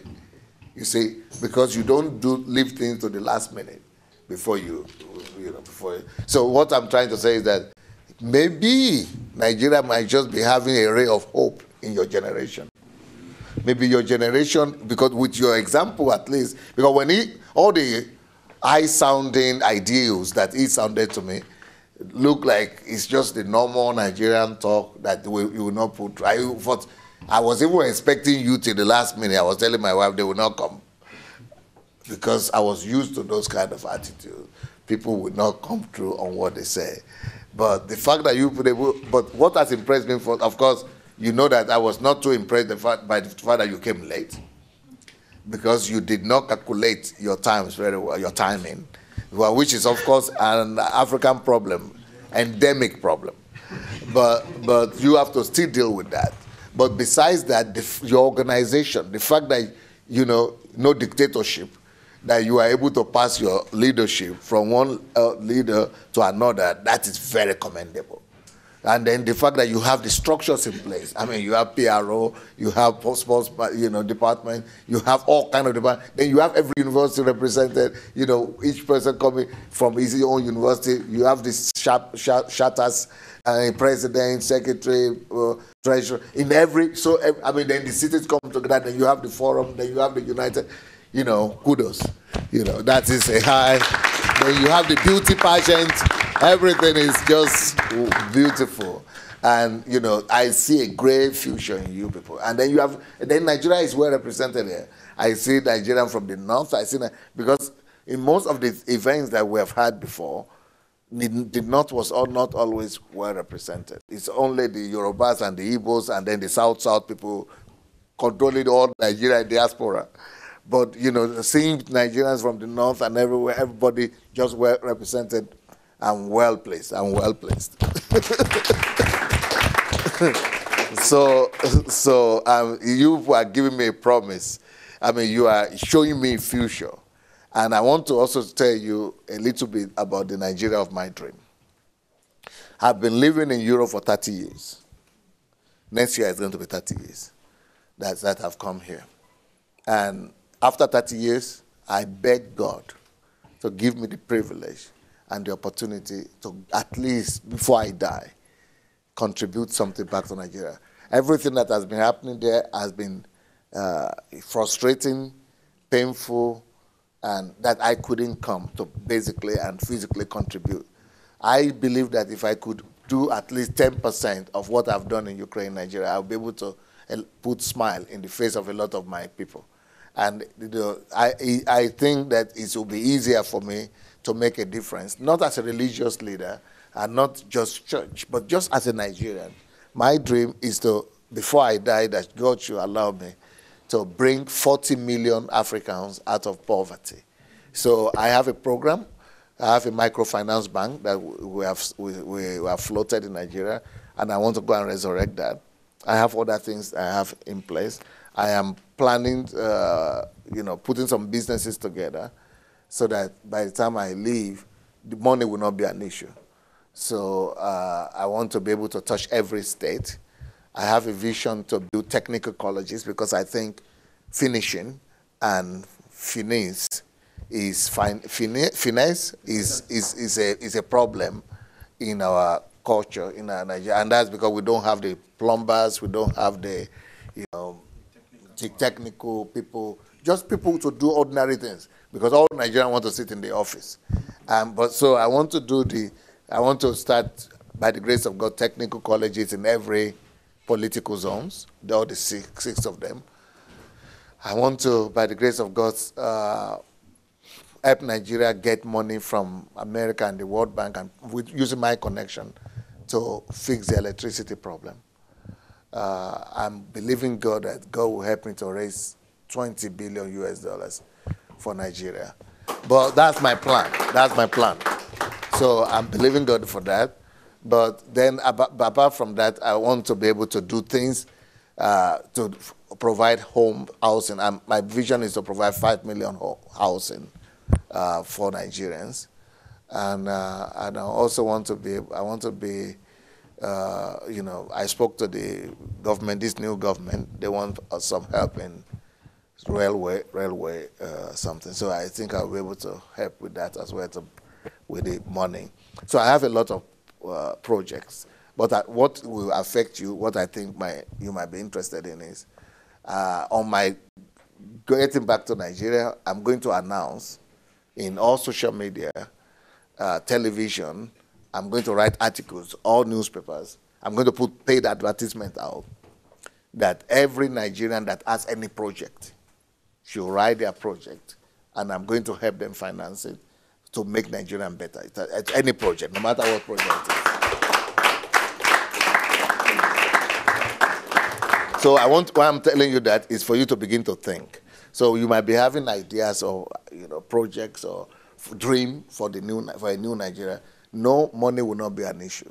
Help will not be an issue, because we are used to a country where people don't help you. But that will change, because I will come, and that's not just for me. Me alone will be doing that. I will, by the grace of God, come back with where is Shudem? It's not. You are still here, okay? Because I was telling you of my plan for the East, and he offered that he was going to help me. So I have different plans like that. So one of these plans is that he's in diaspora, even though he's in America, but he has offered to help me when I go back to Nigeria. And I will find many helps like that from the diaspora. One of the things I want to do is that when I move back to Nigeria, I want to take 2,000 Nigerians, bring back at least 2,000 Nigerians who are in diaspora, professionals, to come back with me. I'm going to guarantee them work and guarantee them comfort so that they're not afraid of moving back. And so that we could, but they must come with projects of how they want to develop their village, their cities, their states, just to make Nigeria better. So I will not come alone. Then I will go back with 200 Ukrainians, and then I will go back with many people from America, Europe, and Western world. As many people want to move back to Nigeria, I want to bring as many people with me as possible. I want to start a revolutionary, I've done it before. So it's not a question whether it's going to work, it's not going to work. I've done it when I was nobody. When I was just 27, I came to this Ukraine, started a work that, nobody believed in, that anything could work out. By 33, I was already leading the largest multicultural church in Europe. Our church, what we have done in Europe, the last person who did it was John Wesley 200 years ago. So before then, Martin Luther King, Martin Luther, we have been. I know what it means to touch a nation and to turn things around. But now I have even more resources. I have connection. I know people. I have friends. I have projects all over the world, so that we could bring to the table. So get yourself ready, because in my generation, when we finish like that, everybody will be telling you, don't come back to Nigeria. So I'm trying to prepare your mind. Don't be afraid of coming back to Nigeria. I think maybe I will be there before some of you, because from next year I want to begin to try to move gradually.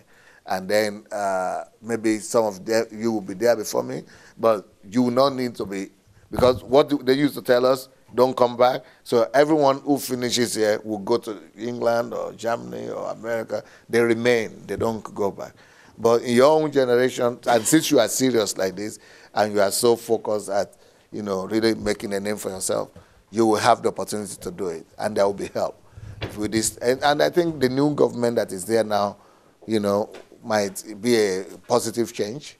A beginning or some kind of beginning for positive change. So I've seen promising tendencies just in the few minutes I've been here with you, in you people, and you are giving me some faith, because before you people came, even not just my generation failed you, okay, their generation too, because I think you are younger than them. Their generation will be generation of people closer to the 30s.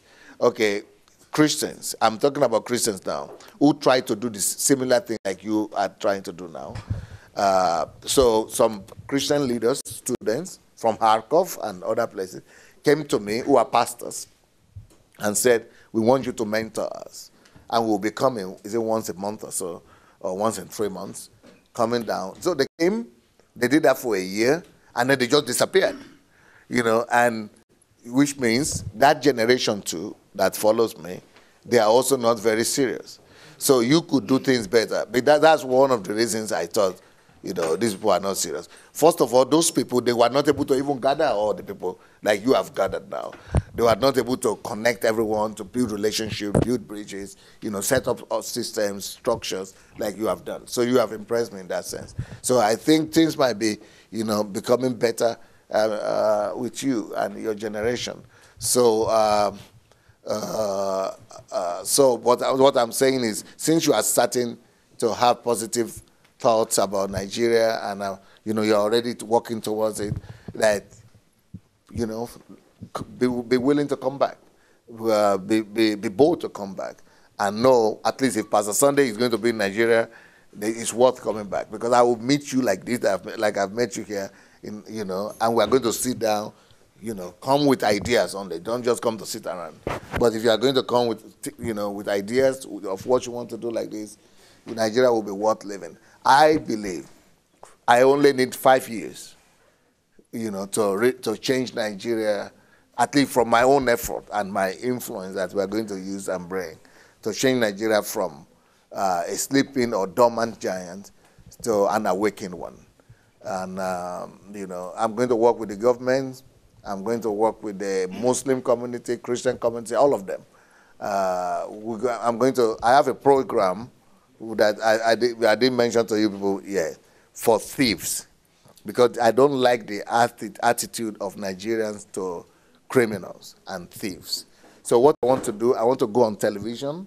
When I settle in Nigeria, I want to go on television for a week or for 1 month and announce and put out announcement and advertisement for every thief and armed robbers in the country to come to me. I want to be their host.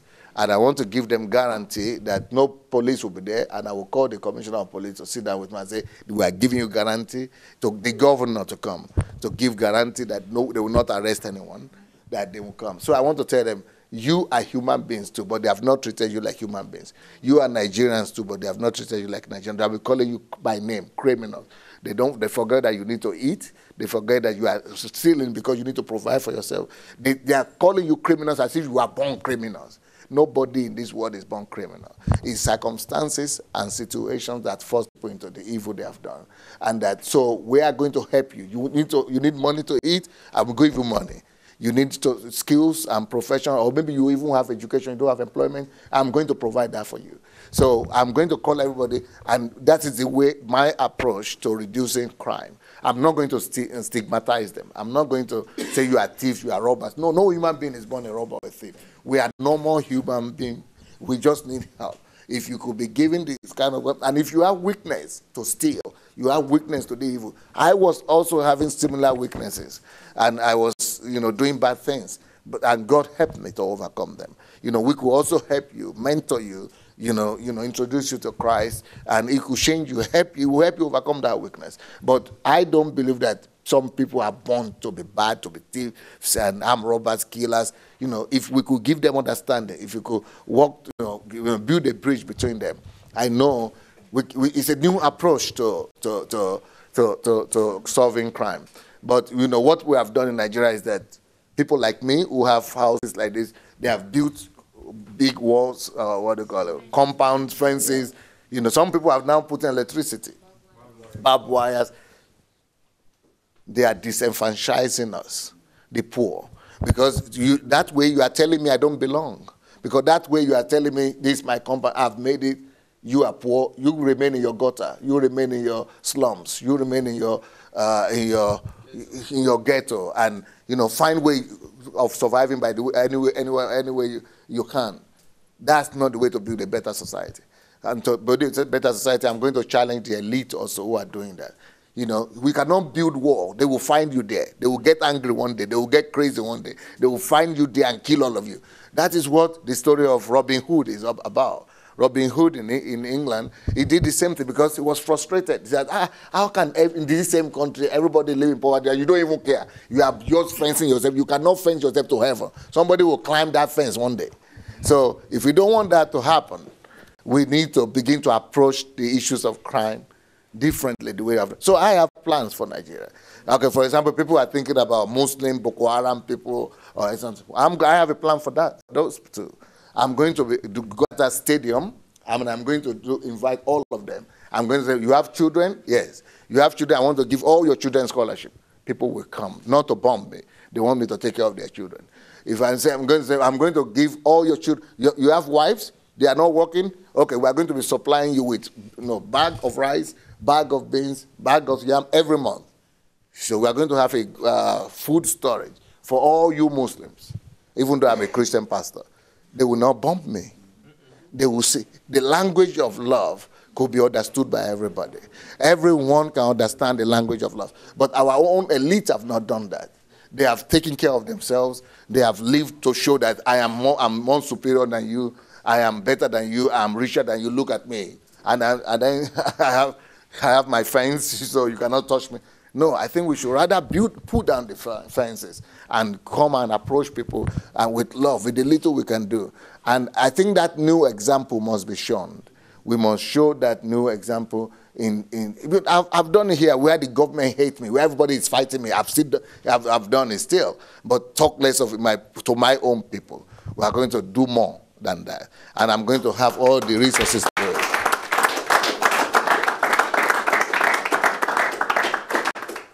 This is just for you to have an understanding of my vision for Nigeria. I begin to think of Nigeria, even though I'm still living here, but I've begun to think of Nigeria, and I have plans, and I'm building relationships, I'm building, resources, storages, things that will help me to be able to do this, and even more than what I've told you. I have many more things to say, but these are just things that I think might interest you, that Nigeria is worth fighting for. Nigeria is worth going back to. And you said, I've done something for Nigeria. I'm not yet. I'm going back to do what maybe nobody in the whole world has done before. But I'm used to that. Everything I've done, nobody has done it before I did it. Everybody is saying it's not possible. Well, everything I've done. When I came here, all Russians people were telling me it's not possible to build a church here. I did. It's not possible to build a mega church. Well, I did. It's not possible to make all white people go to church. Well, I did. Everything is not possible. I don't care. When God is on your side, everything becomes possible. It's not. When I go to America, oh, you don't even live here. It's not possible to go and speak in the Senate. Well, I did. Oh, preachers, they don't allow religious people to come there. Well, I'm a pastor. I come and I spoke to all the most powerful people in the world. They are sitting down there. And I did. It's not supposed to speak in the UN if you're a pastor. Well, I did. It's not supposed to speak in Japanese. They are not even Christian. Well, I did. Nothing is impossible. We just need to believe and know and have our vision and, and go for it. And things will work for us. So if you see, I know you need to begin to go. I will give the microphone back to the president. But if you have some time, then I will. Yeah, but if you still, he will speak. Then after that, if you give me more time, then I will share with you some of my thoughts that I might have further about message and leadership or something. Yes, sir. All right, thank you very much. Please jam your hands together for him. Jam your hands together for him. As those of us that need to leave, please let's do that quietly. Thank you very much. That will be, all of you leaving, I've written some books. Some of them are in English. So when you go to see that lady and you pick one book as a gift for yourself, every one of you before you go. Sir,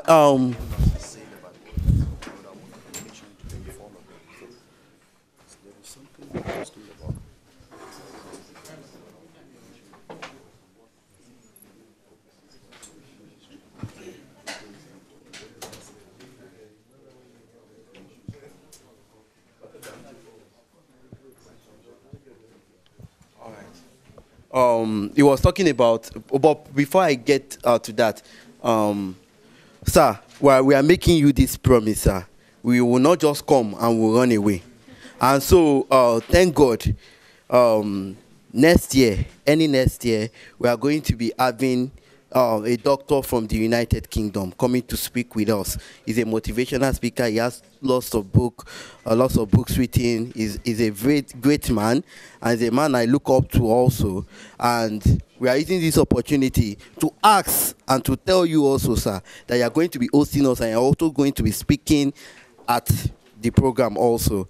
If you agree, you will host us in Kiev, sir. So we all converge from all over our cities, and we are coming back here early next year in Jesus' name, sir. If you agree. Yeah. For me to agree, I'm not against, at least, yes, but I would need to know some modalities so that I might host you. We have a building, the church building, that is bigger. So if either I'm to host you here or I'm to host you in the church, or I think we can talk about that later on. But I'm not against. Yes, sir. We'll talk about that later. But now, sir, for your purpose, and I know you're a very busy person, I will make sure you give me the date next year, sir. Okay. And by God's grace, I have great men. January or February? January or February. You give me a date whereby you yourself, you have our time. The way you had our time and waited for us, sir. You have our time also, sir. So by God's grace, I have great men, and before them we are promising, because I'm not one. I'm not one with all of us. When I talk, I think I speak for everyone, sir. Am I? Yes, sir. Oh, okay. All right. So by God's grace, we'll come back next year, because we already have a program planned for next year. That's early next year to consolidate on the program. Doctor? What's his name? Oh, Dr. Henry. Henry. Yeah. I don't know whether you've met him, sir. No, he's a great man also. Maybe what's the last name? Dr. Henry, I don't know if, I think, but it's Dr. Henry. Okay. He's a doctor. It stays in Northampton. Okay. Northampton. But it's coming around. So I'm just using this opportunity to ask and to tell you that we'll be glad you host all of us once again. Okay. And now, not just executives to be present, but days? Members. How many days? One should be all right, sir. We won't want to take your time because we know you're a very busy man, sir. Okay. All right, sir. Then aside that, sir, I wanted to make mention. Okay, sir. He was talking to me about agents. I don't know if you come up to just expatiate, sir. Thank you. My name is Todo Isaac. I'm from Nigeria. I had a word with somebody who works with an embassy staff some few days ago. And the staff told me what you students are suffering here in Ukraine. Talk about the way agents deprive you, manipulate you. Your parents don't know what you're suffering in their hands. Sometimes monies are given to them to pay your school fees. They don't pay the school fees. Your parents suffer it again. And I discovered that the reason is because you don't have a very strong relationship with your embassy here. They were just coming from them now. All right. They've started building that. Good. Because I told her that when I come, I was going to talk to Pastor Sunday. I didn't know people were coming. In fact, I told her I was going to go to Foreign Affairs, make sure that they begin to talk to Ukrainian government on the way they're handling that your parents don't like. So what I want to advise you is that whoever is coming, you're already here. Whatever relationship you have with your agent, make sure the embassy is aware of it. Whoever is coming new, that is coming to this place, the embassy should be able to veto an agent. They should know who is really an agent and who is a fraudster. If you don't do this through your agent, you don't have who will stand for you when there is problem. So you must capitalize on the fact that the embassy is aware. The woman was so angry that the house students, some money, $20,000, $30,000 are used by agents to manipulate people, and they don't pay the school fees. And the students are extradited, what you call repatriated. She was really breathing fire. And I felt you must recognize your embassy, you must work with your embassy, and you must walk through your embassy so that they will stand for you. Like that day when she got there, she quarreled them and told them that they don't know who I am from Nigeria and that they were trying to ill-treat me, and they were afraid. So please, tell everybody who is coming, and those of you who are here, please link back to your embassy. Don't do anything outside their knowledge. You don't play Nigerian behavior here. You know, we have this habit of fire brigade. You're going to do something on Friday, you wait until Thursday midnight, then you begin to rush. No. Take things in sequence, be proactive, and make sure that you are protected by your embassy. Thank you very much. Thank you. All right, sir, if I can just thank you very much for the observation. I think that has been taken care of.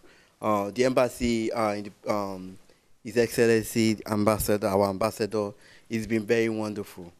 Even Mrs. Luther or Gomode, they are not here, but I can tell you authoritatively, sir, they've been very wonderful. And thank God we have able presidents that they work with, and they call up, like me, for example, they call me that something is happening in my state. Even people that haven't paid school fees, they are not here, but they solved this for me. So they've been wonderful. So I don't know about other states, but I can also say about 2 or 3, okay, they're not here.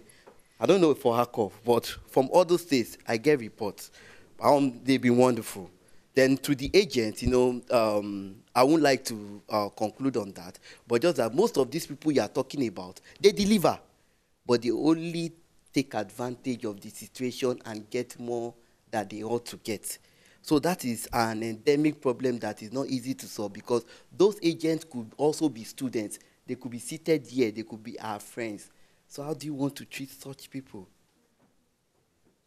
Because they think like you, they know what you know, and they know how to get their ways. So that is a problem, by God's grace, we will solve. Thank you very much, sir. Thank you. So you still have some time to be behind? Yes, sir. So those of you remaining, you are free to be here for some time? Because at least till 6? Yes, okay. Now, I have so many things in my mind.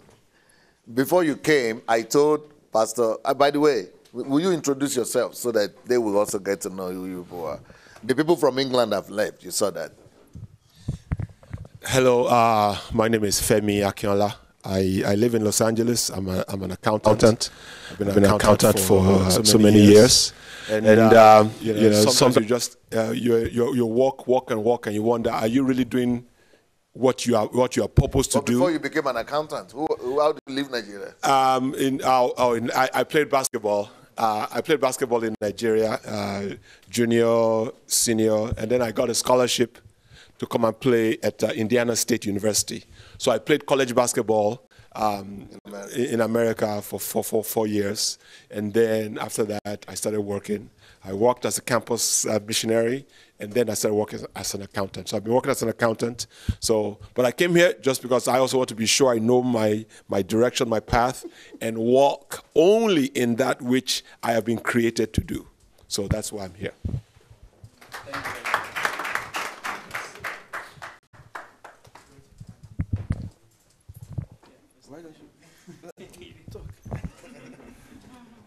Hello, my name is John Muzam. I'm here in Kiev. I'm a PhD student in the Economic University. If God's willing, I'll be defending early January.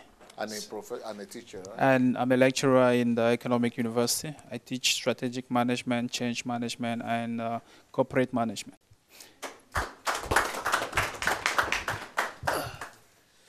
Hi, my name is Kofi. Although I'm not Nigerian, but I can relate. I can relate. It's not a Ghanaian. I'm not Ghanaian. Canadian. I'm from Canada, but my birthplace is Ivory Coast. DJ Drogba. So, nah, it's fake word. So yes, that's where I am from. But I currently live in Canada, Toronto. What I do professionally. I do work. I'm a banker. I work in a banking system, economic sanction. And then on the side also I do also venture capital, investment, stock, all the stuff. And I'm here because you get to the age, like sometime in your life where you want to know exactly what's your focus. There's a burning desire for me, for Africa, for my country to make it more prosperous. My biggest dream is just to have, as I mentioned, like getting money from outside you and all the things. But I believe that African can have a strong, I would put it like that, a financial power for African people to be able to develop ourselves, not always trying to have money from outside.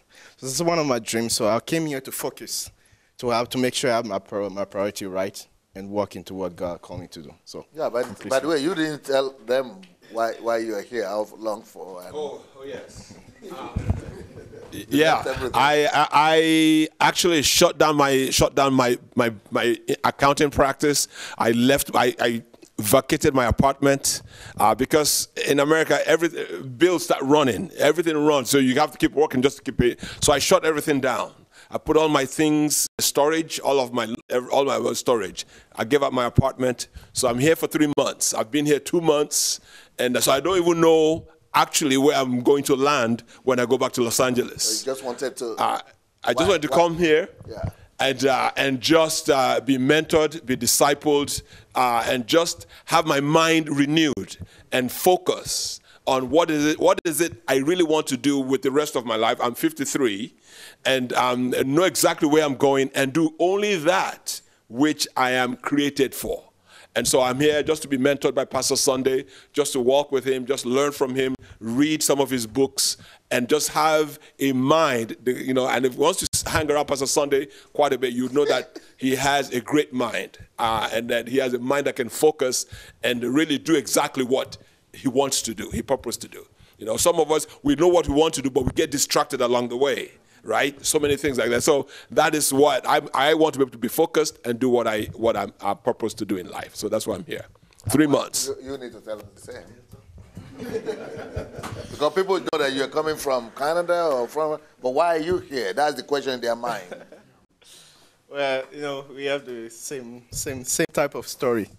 So actually, I left my job also. Not definitely, just for a short period of time, about 9 months. I'm here because there's that longing, that thirsty word that within me that I need really to walk, as you said, in my calling, it's not every pastor that have a calling, by the way. It's every human being have something that they're supposed to do on this earth. So there's that thing, struggling inside me. So, and then I start follow him like you did. And I realized that this is somebody you can look up to. So I'm here to learn, like from zero. I come like, like Paul say, I counted everything as like zero, and then I'm here to learn as much as I can so that I can go there, fire up, and then do what I'm supposed to do. So. Are you ready to stay here for? So I'm ready to stay here up to 9 months, depending how. But there's a process. But so we are working on the process, how we can, there's some other thing. So at some point I will see if it's possible even to bring my family here, and then, so that, so we're working on that. So yeah, just to touch on that, yeah. Thank you. My name is Samuel Abraham. I'm from England. I'm a pastor, and I'm a student as well. I'm a theology student, and I've been here since on Sunday morning. I'm going to stay here for 2 weeks. I want to learn how to do pastoring like Pastor Sunday, because he's achieving results. We can see his fruit. We see his people. He's a black man pastoring white congregation. We can do that in UK. So that's why I'm here. And my biggest passion really is to go back home in a couple of years' time to eradicate poverty. Amen. Thank you.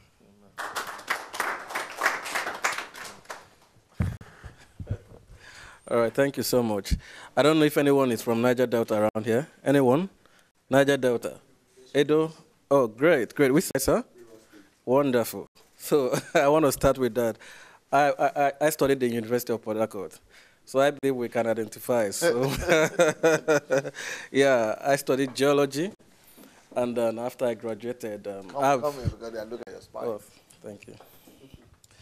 After I graduated, I have been in the pastoral ministry. You didn't even tell them your names. Oh, sorry. Chidubem Webo. Yeah? Yeah, I'm resident in the United States. Yeah, that's where I'm resident now. But I studied geology in the University of Port Harcourt, So after some years, I am now in the United States of America, and I am married. I have a wife. I have a family. But just like my brothers have said, all of us are in a kind of search. We want to really find out what exactly, we ought to be doing, or if we found that out, we want to know how to do it better. You get what I'm saying? So that is why we are here. And we found out that Pastor Sunday really he knows how to help us to see or to do what we are doing better. And that's why we've left our families. Some of us have left jobs to come here, to just sit here and listen and learn again. I just want to, I don't know, for those of you who are close by, you are studying, I'm telling you, your proximity to this place, to Embassy of God, to this leadership, will do more for you than any other thing. So I just want you to take advantage of that. You guys are very close, probably. I don't know if you pay up to $50 or $100 to come here, but some of us are paying thousands to cross, to fly, and to leave everything we are doing. That means there's something. There's something we are seeing. There's something we are seeing that is causing us to do that. So I want to encourage you to take advantage of this opportunity. Nice that you're talking about that, but some of them are here for the first time, really. Oh, wow. Wow. Wow, you guys are so blessed. In short, I wish that I had this exposure when I was your age. You don't know what this can do for you. It can change your whole life. Listen, one of the things we agreed on, most of us, I think all of us are graduates. One of the things we agreed on that what we are learning here is more important. I mean, you can't compare it with our certificates. Are you getting it? So the journey you guys are about to start to get a certificate, which is good, we have finished that journey and we've reached a conclusion. 20, 30 years ago. You understand that? We've reached a conclusion. That's why we can, invest in coming here, invest time, invest resources. Some of us are here. We have wives somewhere, children somewhere, and they are calling you. What is that thing that is able to separate us from this attachment? And are you getting me? So what I'm trying to say is this is the greatest opportunity of your life. Don't waste it. Don't waste it. This is the greatest opportunity of your life. Be close to what is happening here. Come here, learn. I want to assure you that if you really devote just 1 month of your life coming close to what is happening around here, by the time you are graduating, I mean, you will be something like 50 years ahead of your mates. They will not understand you. Thank you so much, sir. Thank you so much. Let me just add to what my brother has said. The one thing I appreciate about Pastor Sunday compared to any other great leaders is his desire is to multiply himself in other people, so that by the time he's done and retired, there are a million Pastor Sundays walking around. It's not that someone who wants to lord it over people and say, oh, look at so many people who are following me. It's no, he would rather work so hard so he can be irrelevant. But by the time he's done, there are a million Pastor Sundays out there. And he's been so good in helping people define their passion. See, many of us, we went to school with the idea of, I want to get a job that makes lots of money, right? So the point has been money. So when money leads you to determine what kind of job you're going to do, and then you get there, and money, once money starts to be the one who's leading you, money can begin to tell you what to do. Well, just start dictating. When money is no longer there, then you find out that what is it I've been living for. So Pastor Sunday helps you define what is your purpose. Why are you really here on earth? And once you begin to understand that, you start walking in it, you are fulfilled in life. Right? And so that's some of us we've now worked for that job. We've been an accountant. We've got 2 degrees behind our name. We're now asking ourselves, what really did I go to school and do? What was that for? What was the whole money thing? To what purpose is it that I'm chasing money? Is there any really good, has it done me any good right now after when the market crashed? Where's the money? So there's a greater purpose than money. Right? And we've come to realize, so we're now coming back to the drawing board and say, okay, now, what is my purpose? This is the question all of us need to be asking as you guys are studying. What is my purpose? When I'm done with this certificate, what am I actually now going to do with it? Right? And so it's a good thing you're here. We flew from Los Angeles 13, 15 hours away, and we left everything behind, but you are here, just like my brother said, and we pray that you will take wonderful advantage of it and get all the knowledge in your school and with Pastor Sunday so that you can be world changers, really, world changers. Change your generation, change the world, change everything for good. My sister. Oh, okay.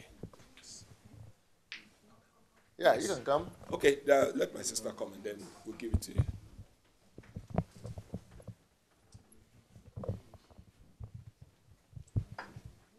Okay, my name is Esther Kuganja. I'm Ugandan, but I live in UK. And the reason I'm in Ukraine is searching for knowledge, searching for what I've been missing.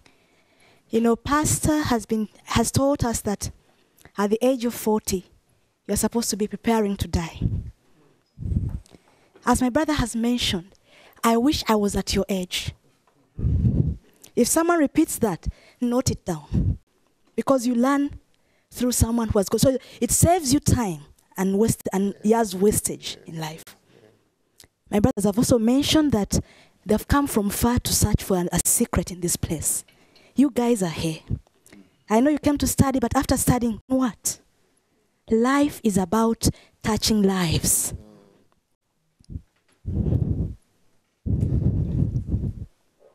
We've learned here in this place how to maximize time, how to honor time, because each one of us has limited time. You may think I'll be here, I'll be alive until 80. You don't know that. At your school, I know you're busy, but find time for self-development. Find time to sit under such knowledge, such treasures in this place that everyone over the world is searching for. So that by the time you finish your school, your plan is already before you. Don't waste time that some of us have wasted it. Don't sit in churches and wasting time and not fulfilling your purpose in life. I'm speaking from pain because I know you're at a place where you are more advantaged than us. Nigeria is a great nation, and God made it that way. the whole of Africa is looking up to Nigeria. You know, if you look at all the big men, religiously, economically, sports, why is it that most of the people came from Nigeria? Why is it now we are looking that God is leading Pastor Sunday to go back? There's something prophetic. There's like something will be ignited from Nigeria that will spread to Uganda, that will spread to all other countries. And you guys, the connection here is that you may be part of this. Yes. Prepare yourself. Balance your life. Don't waste your life.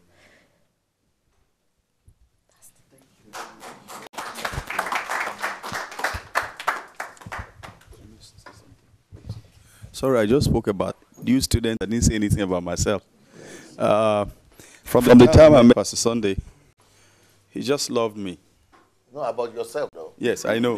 He just loved me. Tell your name, at least. Your name, your stage, where you come from, your background. Yeah. Okay, my name is Itodo Isaac. I said that before. From the first time he met me in Nigeria. Yeah, but they are all from Nigeria, too. I'm from Benue State. Okay.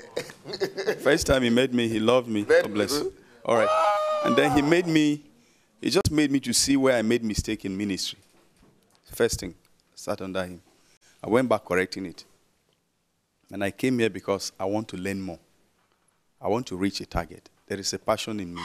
And I see that passion in him. So anytime he's talking, even if he sees me, he speaks to me directly. And he helps me. So I said, we have to come this year. In fact, I had to buy air ticket twice. Wow. I bought the first ticket. I got to the airport. The airline, they were making some games. They said, look, you cannot go, you have to go. That means they're expecting me to come here today. I told her, look, let's buy another ticket. We bought a fresh ticket. My God. We flew to this place. Why? Because, so you are here. We're looking forward to how we can get the water to drink. You are by the riverbank. So please, I'm prepared to buy a ticket 2-3 times to see keep coming. But you are here, so just make a maximum use of this opportunity. Thank you. And this is your beautiful wife. You're welcome. I am Jean Isaac Itodo from Benue State, Nigeria. And this is my handsome husband. I would really like to appreciate you people for the guts that you have to come all the way from Nigeria to Ukraine to study. And I want to apologize as parents that we've not been praying for you, but from here now, I'm going to be doing lots of prayers for you people, even if I don't see you. There are many more, much more people than, about how many students do we have? About 5,000, according to, 5,000? Yes. Recorded. Official. Yes. Okay. Yes, yes. I see. So we came all the way from Benue State, Nigeria to come and sit under this ministry. But what I have realized the few days that we've been here is that I have been living in a lie. That is, we in Nigeria have been living in a lie. We tell ourselves that we are doing ministry, we are doing work, yet we are not doing. We are living a life of fiction. We are living a life of rocking. You know, there's this American rocking set. You see it? You can rock from morning till evening. You don't move. But you enjoy yourself, only you, because you are rocking on that seat. But the person that is moving and taking a step of faith or taking a step to do something is going further. Person can walk a long distance. You that is sitting on your comfort zone, you are rocking, you are not making impact. You know that's it, I'm sure. No progress. So we've lived this life for years, for decades. But since I came here a few days, I've learned that I don't have to lie to myself. I don't have to sit and rock the seat and not make impact. The reason why I'm here is to learn, carry, make use of what I have learned here to impact my generation, to impact the youths in Nigeria who are killing themselves. They call themselves cultists. I'm sure you've heard of that. So I have been very burdened to carry what I've learned in this environment to take it to the youths in Nigeria. Even if I can start with my neighbor, just one person, before it can spread. If I think of how he has made it, and the impact is so wild, I'll be tormented. I know I can't do it, but I can take a step by using just one person, and I know God will multiply it. So I'm trying to tell you, please don't live a lie. Don't live a life of being a liar. Don't lie to yourself. Move out of your comfort zone to do something better. You know, when you see the youths or people who travel outside our country to other countries, we only see them as people who bring dollars, people who have made it. And we kill you, we leave you there. Some of you, you pass through what we can never imagine. You can never tell us because you want to live higher than the rest at home. But please, I want to encourage you. Do not stay in that comfort zone. Do not live in that lie. Come out and see real life that God gives. Life in abundance, not life with fiction, not life with secrets that will blow you away. Love that they show here, their love go to deliver many. Love that you can give, you may not receive, but love that you give to redeem another person. That is what I have learned here. Love that does not wait to be given sweet. You are given bitterness, but you still give sweetness to others. That is what we came to see here. He has been paid back with the other side of the coin that is not sweet, but still, he still loves the people of Ukraine. You understand? He still made it possible for house lot of whites, open hands for them. If he's a Nigerian, a true Nigerian, he is not a true Nigerian, he's a godly Nigerian.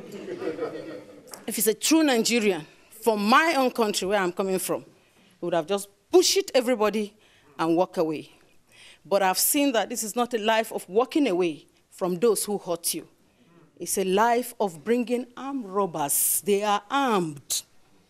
People who are armed, ready to kill you, to destroy you. You still give them the opportunity of coming home. He told me that the day he came, he just welcomed him. He told me that this guy doesn't even know whether he has a gun in his pocket to put on his head. But because of the liberty that he has in his heart and the free gift of God, which is love, he welcomed him without no barrier, without, like, this guy could be harmful. I don't know whether you are getting me. You have an opportunity to meet a man from the throne of God, whom if you sit under and you come down to your nature, you will benefit a lot. We've been saying we would have loved to have brought or bring our children, we have 5 daughters, to spend these 2 weeks with us here. Yes, we have to do it. But we didn't have the opportunity for now, but we are believing God that they will come. Amen. So that this thing that you are thinking is just free, that we are getting it very hard, they too will come and eat out of this particular pot that we have enjoyed for a few days. So please, come down to a natural level. Don't tell yourself lies. Face reality. I'm talking of reality of life that will give you more than what you are looking for as a certificate, so that you can benefit from this throne. Thank you.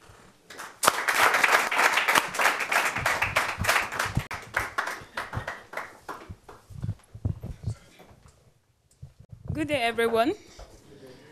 I'm Dr. Bien Sufficient. I also studied here. I think some people here might know me, basically. I finished from Transformative State Medical University last year. Yeah, basically, it's been a wonderful experience working with Pastor. Actually, I never planned to stay in Ukraine one day after my graduation. I had a lot of plans to finish up, go do my specialization, and start working, and the process was on.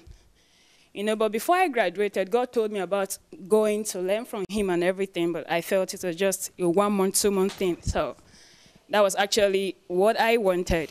So I did that, visit few weekends, and I thought that was it. So my goal was to go make money and all you could ever think of. Yeah, but God have a way of doing his own things. And to God be the glory. The Bible says many are the plans in a man's heart, but it's the purpose of God that supersedes it. The experience I've had with pastor, I don't think there is any education that would have given that to me. But pastor, I would say, is one man that is among the few 3% in the whole world that has really made it. But even among the 3% in the world, he is a different species. Because if you look at most of the people that have made it in our world today, they have specific areas of their specialization. You talk of the bigots, there are one things they are good on. They are good in this area, they are good in that area. They might be billionaires, yes. But he's just one man I have known. I don't know if you've seen any other person who is complete. I wouldn't say, I don't know how to put it. Family is intact. Ministry is intact. Business is intact. Like, he knows everything about everything. And it's not just about ministry now, but about life principles. And what I have gotten working with him has been a shift of mindset. And it's not every time in life you have the privilege of getting to meet the top 3% people in the world. I don't know if there is any one of us here who have opportunity to get training from Bill Gates or Warren Buffett or the rest of them. I don't think. Even if you have the privilege, not all of them, I don't think any one of them will open their heart just the way he is, trying to reproduce himself in you. That is something that is very rare. He's the only person I've heard of that in 3 years could produce 200 millionaires from nothing, from zero. I mean, drug addicts, transform them to millionaires. And yeah, so if I'm going, I wrote him something. I said, I don't know what is the definition of other people concerning greatness. But when I speak the word greatness, you are my example of what greatness is. So his impact in my life has been transforming. And I don't know, I just say that life is predictable. It's more like you have a whole life ahead of you. It's like you've been given the blueprint. I just know I can't fail. I don't know how to put it. So I know my stepping out of Ukraine is just to put the blueprints in place and do what I'm created to do. So it's not just about medicine now. That is just by the corner, but there is a bigger picture. Yes. And you not just that you have a vision or you're believing by faith, but the know-how is there. What to do, and how to get there. So there is that assurance, there is that peace. Finance is not the problem now. It's more like everything is achievable. Why? Because I've been able to live with someone that I have done it. I could see it. I could see the applications. It's not just theory now. It's practical. It's tangible. It's obtainable. So if there is anything I will talk to you about is grab the opportunity you have. It's a great privilege. Not everybody has that opportunity. Not everybody in my set had the same opportunity. I almost missed it, if not for God's grace and intervention. And there is no specialization, no degree I would have gotten from any university that would have given me the experience I have now. I'm talking out of experience. I'm equipped. I'm not there yet, but at least I have a sense of direction. So make use of what you have and take advantage of his presence with us. Okay. Joshua, you want to introduce yourself? Babusha is here. Okay. Thank you. Hello, everyone.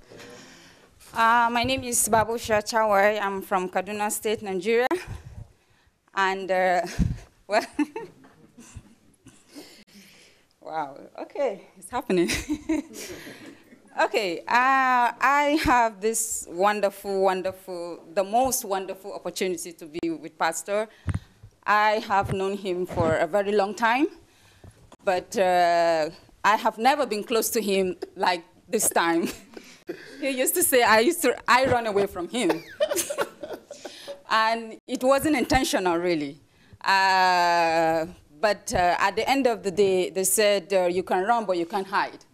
So I am grateful that I'm finally here. There is no doubt about it. Learning is like an understatement. You can know it all. There, as Sufficient said, there is no education that can compare to being around him. You might know, you might have all the ideas, but he can help you to connect the dots. So what's the point of you having the knowledge, the power, and everything when you can't connect it? It doesn't make much sense. So yeah, he is beyond great, definitely. He is beyond a teacher. There is no any other teacher you can compare. You can have mentors online, but imagine you living with that mentor, like you see him every day, practically, literally. You walk with him, and you learn. But there is something about him. He sees you. He sees you. You are transparent to him. There is nothing hidden. I don't know. It's a gift. It's the most wonderful thing that attracts him, that I get attracted to him. You are transparent. You don't even need to speak to him. You don't even need to introduce yourself. You're just sitting down there, and he's just reading everything about you. And the moment you open your mouth, he can just tell you da-da-da-da-da-da-da. And you're like, okay, how? So it's really awesome how, and I'm honored to be around him, and I'm still looking forward to learning more and, gathering more, but mostly to have most result ever. So if you guys are here, trust me, you are at the right time, at the right place. You can, it's just not like, okay, let's go to this meeting, okay, let's meet him, okay, he has said it, okay. No, truly, it's not one of those okay. This is the real deal. He is the real deal. So anything you can grab, you grab. And don't just grab it, move on. Grab it and make sure you make it, become real. If not, as you will miss it. And that would be really, really painful and a shame. Thank you. My school. Yeah, what are you doing? PhD. I am a candidate of a PhD. I was supposed to have defended, but some complication along the way. And it is really painful because that was not the plan. But at the end of the day, every disappointment is a blessing. If I have defended, I would have gone and I would not have been here. So all this while I was seeing like, I have not defended. Why? I was so angry. But now it's like, okay, I've not defended, but I'm here. I'm even doing something even more than the whole PhD thing. Yeah, so it's really awesome. Yeah, thank you. Hi, everyone. My name is Joshua Matare. I'm from Bayelsa State, Nigeria. I'm a graduate of National Aerospace University, Harkov. I finished last year. I can see some of my guys here. Couple of them. Oh, yeah? Yeah, he's the president, Ibrahim, and then the other guy, I've forgotten his name now, Shola. Yeah, so we were together in school. I was planning to go to flight school from here. I just wanted to spend maximum 4 months. I was also a pastor, or I am a pastor, and I felt like I knew what I was doing, and I ran into some issues. And I came to him, and he just made it look like it was nothing. And I said I would just spend maybe 2-3 months, maximum 4 months, and then I'll go to flight school. Well, that was approximately 14 months ago now.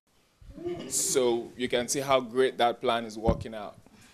And that's because when I came here, I thought I understood what life was about. I thought I understood what I was supposed to be doing, and I knew all that it takes. I happen to come from a family where my dad is a pastor, and he's been doing that all his life. So I felt he was just another pastor, We're used to the whole ministry thing. Well, I was wrong. When I got here, I found out that he was not just a pastor, and I said, okay, let me see how I can learn. When I started talking to my own mom, she was like, it's like you should stay a little longer there, because I've not been to Nigeria for the last 4 years, and I'm not even interested in going back anytime soon, because I'm not interested in going back to a country where I'm not going as a solution to problems.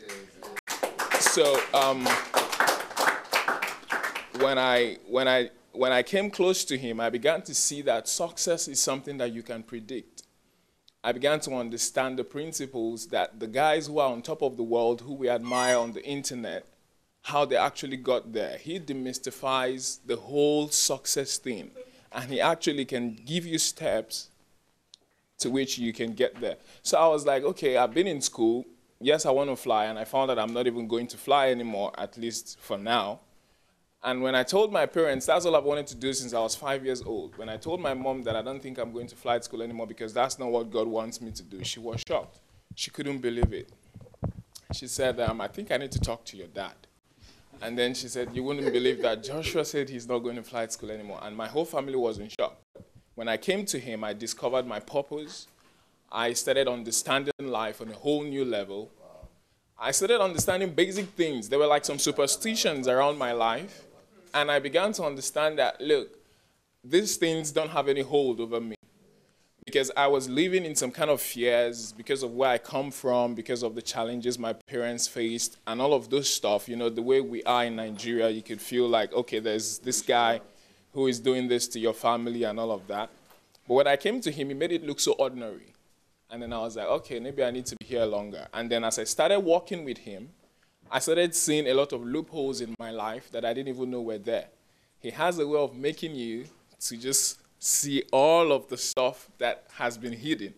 You might think you're okay, you might think you're fine. The first week, it will go good. The second week, the third week, then from the fourth week, you start discovering that, look, probably I'm not as good as I thought. And then all your weaknesses will begin to show up on a very big screen. And then you will be left to face the reality of your life.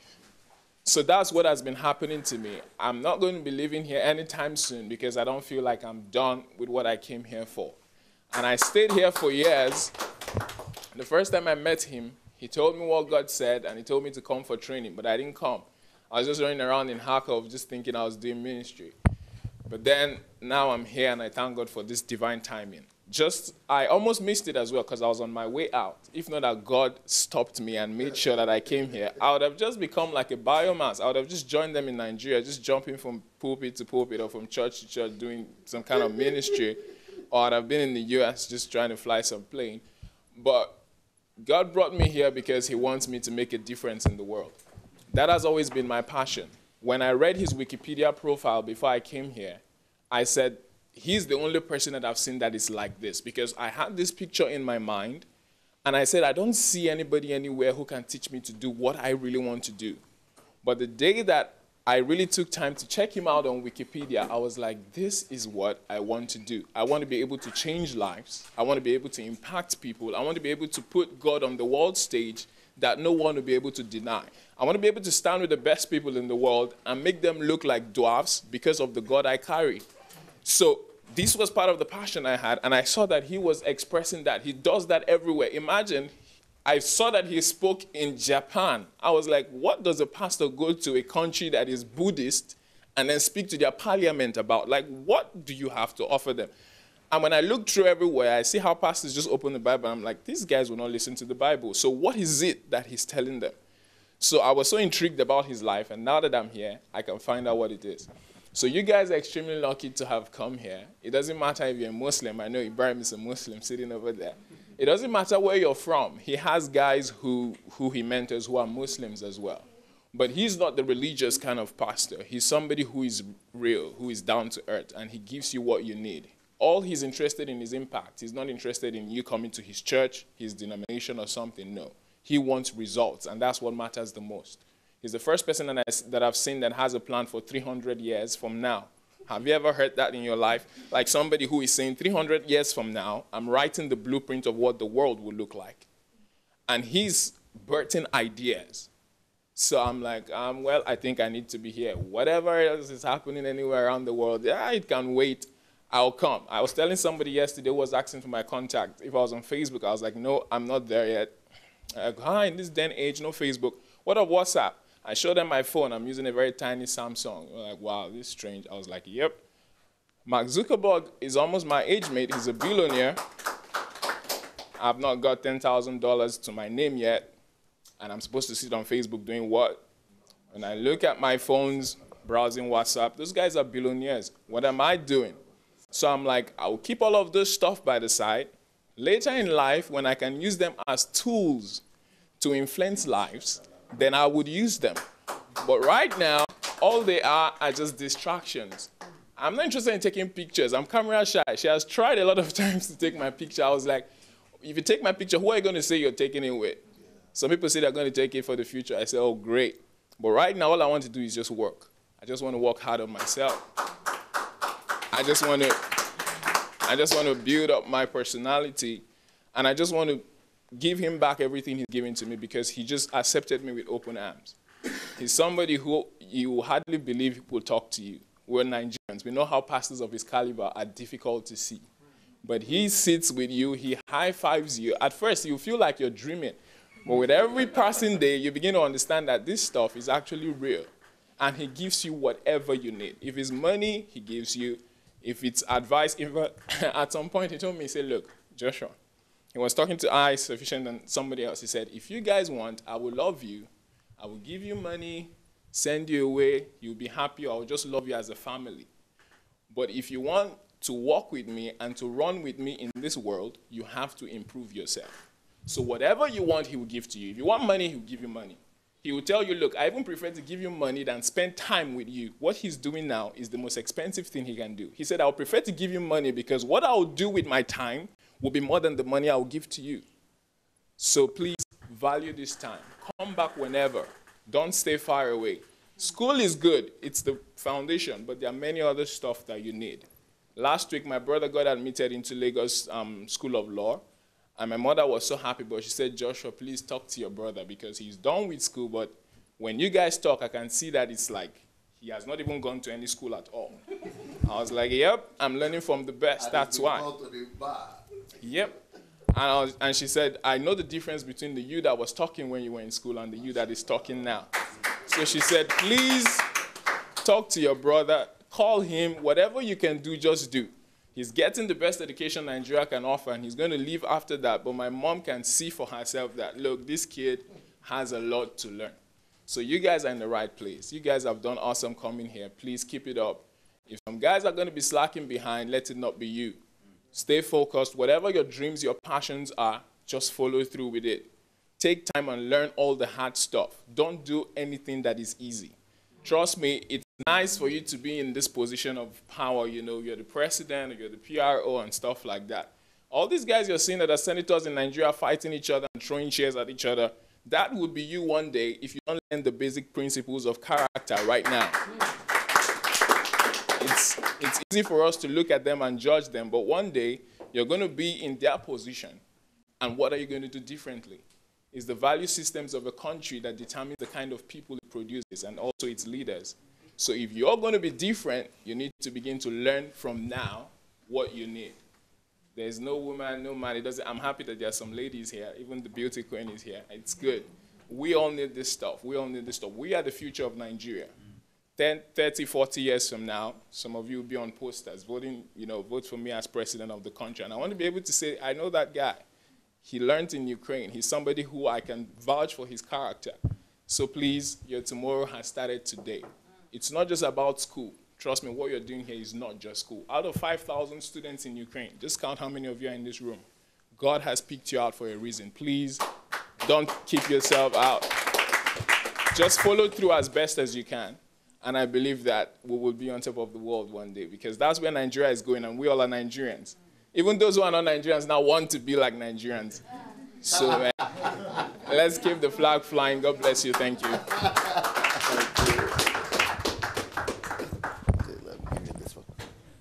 Okay. Do you see up there? Yes, sir. Are you sure? Yes, sir. Okay. Девушки, есть ли эти печенья, которые вы раздавали вчера или уже все? Вообще не будет, да? Хорошо, тогда надо... Okay, so that you will be able to eat after. This one is better. Okay. I have 3 thoughts in my mind that I wanted to share with you.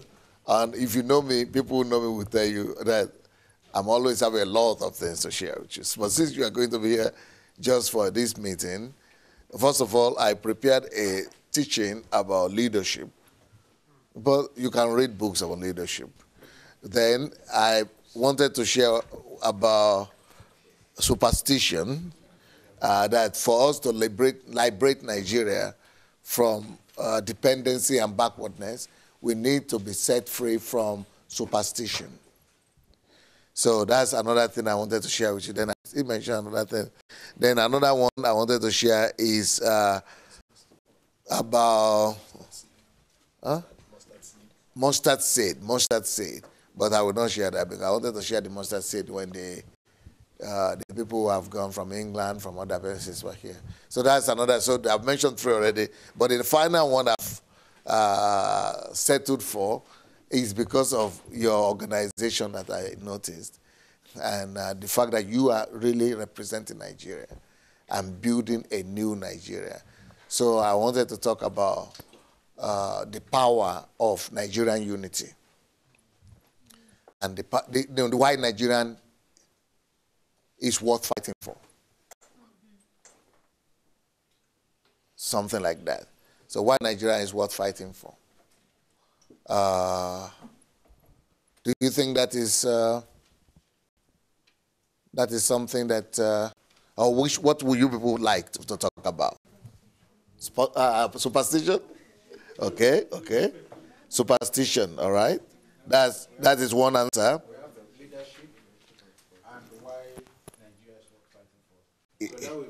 You have many. You have leadership. You have the power of the mustard seed. That is something small that can grow to big.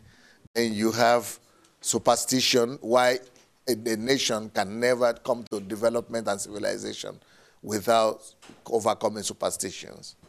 And then you have, why Nigeria matters. I think we should go for leadership. Okay. A little of mustard seed because it will help our association.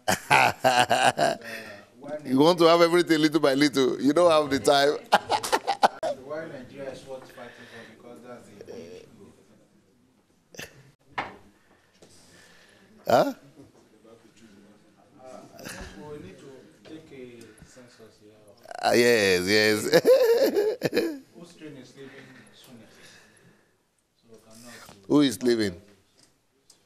What time is your train? By 7. Okay, I think we'll go for leadership and continue. Who is going at 7? Okay.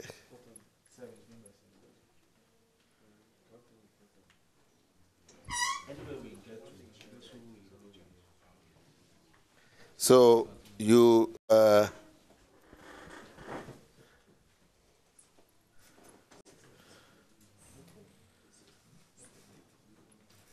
okay, let me start then by, so you want leadership.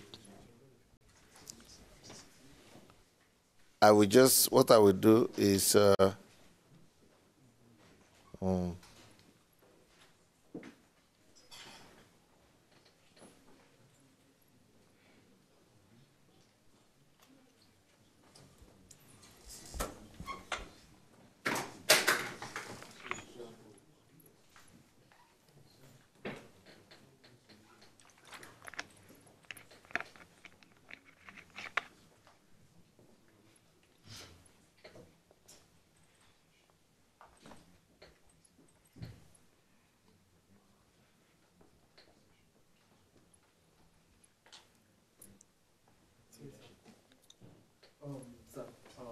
have a kind of observation. Yes. Maybe for each section, you should just teach for 45 minutes, then maybe 10 minutes of interactive section. Oh, maybe we should just do interactive session. No, I think you teach us first, sir. Okay. Interactive. But we would love to start with leadership because most of us here are leaders in one capacity or the other. You are all? We are all leaders. Okay. So leadership first, and then we could talk about other things. Okay. So let's do the leadership.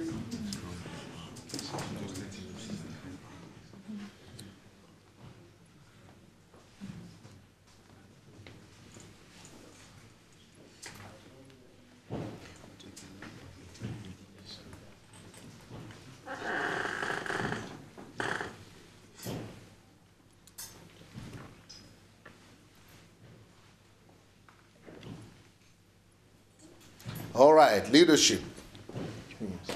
I'm sorry, we are not going to listen to you right now. I think I will sit on top here so that they could see me.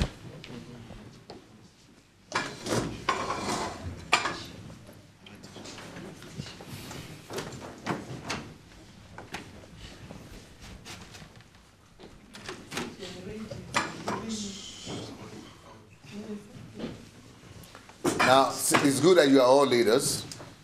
My friend, my good friend, John Maxwell, put it very well, that everything rises and falls on leadership. When things are falling apart, when there is failure in an organization or society, that failure started with the leadership. When there is failure of leadership, there is failure of everything. Things fall apart when leadership failure is recorded. But everything also rises on leadership. So everything does not just fall on leadership, but it rises on leadership as well. When you see great success, it's because you have a great leader in place. And leadership, is important for what works, and leadership is also responsible for what doesn't work. So for everything in life, the key thing, a major thing that is needed is leadership. For any success to be recorded, leadership is needed. For every human endeavor, leadership is a must. So if you really want to work on yourself, one of the most important things you could ever work on is to perfect your leadership. You perfect your leadership quality, learn the act of leadership, learn to be a leader, and practice the act of leadership. Leadership is not just a requirement for success. Leadership is also an inevitability for progress. So, leadership is the skeleton and the heart of every organization. Leadership is the skeleton and the heart. In my own life, I will tell you that that's the only thing I do right now. As a pastor, I don't do much of preaching anymore. I don't even do too much of teaching, but I develop leaders. The best leaders are leaders who don't just lead by themselves. The best leaders are leaders who are able to grow other leaders and develop them. As I've been here this week with people from different countries, some of them have asked me the question of the role of the husband in the family. And to be specific, one of them actually asked me a more direct question by saying, the Bible does say that the husband is the head of the wife, or is the head of the family. And that how do I understand that? So I give them my own understanding of I give them my own I give them my own understanding of how I understand this phrase in the Bible that says the husband is the head of the family. I told them that, yes, it is true, but in my own mind, and reading the Bible is and understanding Christ as an example, being the head of the family means you have to connect that scripture with other scriptures to understand what it means. Other scriptures says, who does the Bible call the head? In Matthew 20, it said, verse 20 to 28, it says, the head, any one of you that desires to be the head must also be the least. If you want to be the first, you must be the servant of all. If you want to be the head, you must be the least. If you want to be higher, you must be low, become lower first. If you want to be great, you must be less. So each time the Bible tells you that you are the head of something or an organization or family, what it's actually telling you is that you must be the chief servant of that organization. Because the head is actually the servant of all. Who is the first should be it should be the servant of all, should be the least of all. So when the Bible calls me the head of the family, it means, oh, I get the picture. I am supposed to be the chief servant looking after everyone else. Because even in that same scripture, it says, in the world, leaders lord it over their subordinates. But he said, but with you, it must never be so.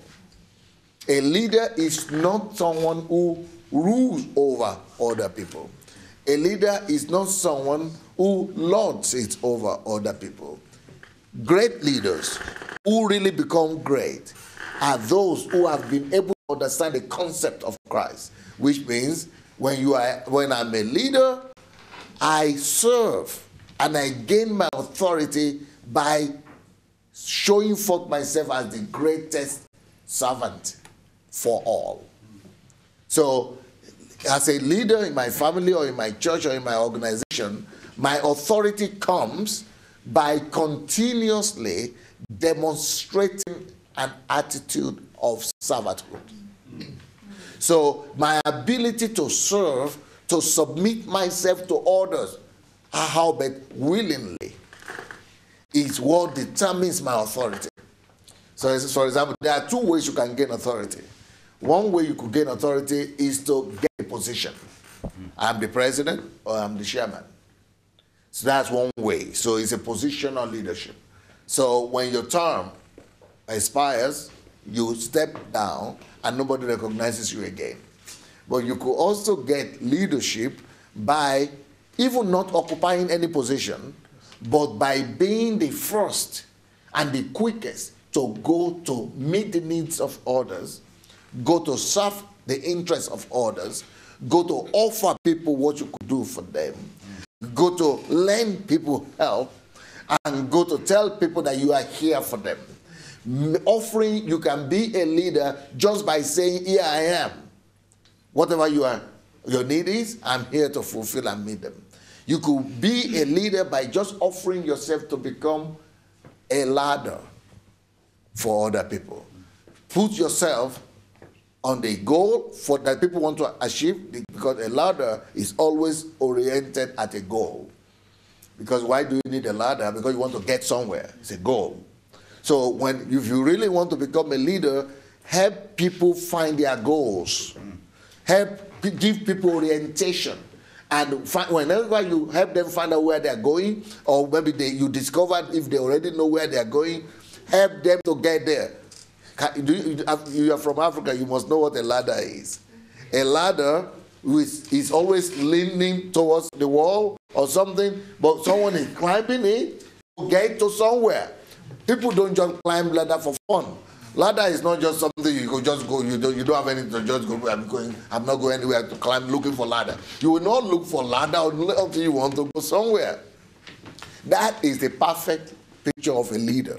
If you really want to become a leader, become a ladder. Want to become a leader, become a ladder. What does that mean? You are taking people to where they want to go. The greatest leaders in life are the people who discover what other people need and help them get it. The greatest leaders in life are people who discover where other people plan to go to and help them get there. The greatest leaders in life are people who point the road and the way to people for them to go to where they need to get to. And then the greatest leader is actually the one that helps people to discover that they are not just here to wander around and beat about the bush, but that there is purpose to life. There is direction to life, and helps them to find that direction for themselves. That's what it is. So, I mean, that's serving. You are doing that by serving. But at the top of it all, a ladder, what does it do? And this is where it's most difficult for especially people in Africa to actually become great leaders. especially, you know, because of our culture. Our culture is such that when you are a leader, everybody must worship you and serve you. But real leader, as a ladder, what it does as a ladder? When you are a leader, is it the ladder that climbs on the man or the man that climbs on the ladder? Aha. So can you imagine that you as a leader, you now say, I'm in the ladder. So ordinary people who are nobodies, you must offer yourself for them to climb on you. To come to not your fulfillment, to come to their fulfillment. Not to fulfill your goals and your program, but to help them fulfill their agenda. And they must be using you to do that. So that is what is difficult for a lot of people, because to be a ladder, you must offer yourself free of charge, free will, voluntarily, to lie down like this on the wall and they make you climb it. Oh yeah, come on. Where do you want to go? Okay, take me there. Let's go. We're going to help you. That is what it means to be a leader. So that means, not physically climbing on you, but you must build infrastructures around yourself. You must have systems in place whereby people climb, the works of your hand, that people climb on to go to where they want to get to. So, for example, when I wanted to build this house with my wife, because we had been married for a number of years at that time, and she had always, preferred, we were living in an apartment for maybe like 14 years, and different apartments. She had always said she wanted a home, and I'm the husband, so I needed to get a house for her. But the problem with the house was that, our picture of a house was 3 bedrooms apartment for us and 1 bedroom apartment for guests, for visitors, for guests who will be visiting us. So that's what she was aspiring for, and get a house, get a house, get a house. And I told her, Princess, I am so kingdom in and out. I am so addicted to God's principle and God's mindset that I cannot just imagine. It says when God sends rain, he doesn't send rain to his own family only. He sends rain to everybody. When he produces sun, he provides sun, not just for the good or the, or the kind. He provides for everybody, When he created the planet Earth, he makes conditions suitable for everybody to function. He gave gifts to men. That's the kind of, God is like that. He is so loving to the fault. He's so kind to a fault. So I said, God said we are going to be blessed by him. But the purpose of him blessing us is not just for us to be blessed. He says, I will bless you so that you will be a blessing to other people. So the purpose of him blessing me is to become a channel. So if we are going to build a house, we must build a house in such a way that we will still be that channel. So that it's not just me and my wife that is blessed. Oh, because my wife is thinking, okay, 1 apartment for us as a husband and wife, then the children, another apartment, then we have another extra one, then just one for the visitors. I said, I'm thinking the opposite. So it took me longer. It took me 15 years to be able to come up with that, to be able to gather money for a house. And I could have done that after 5 years, maybe, after 6 years, maybe. But because I would not settle for a house, 3-bedroom flat and 1 toilet, one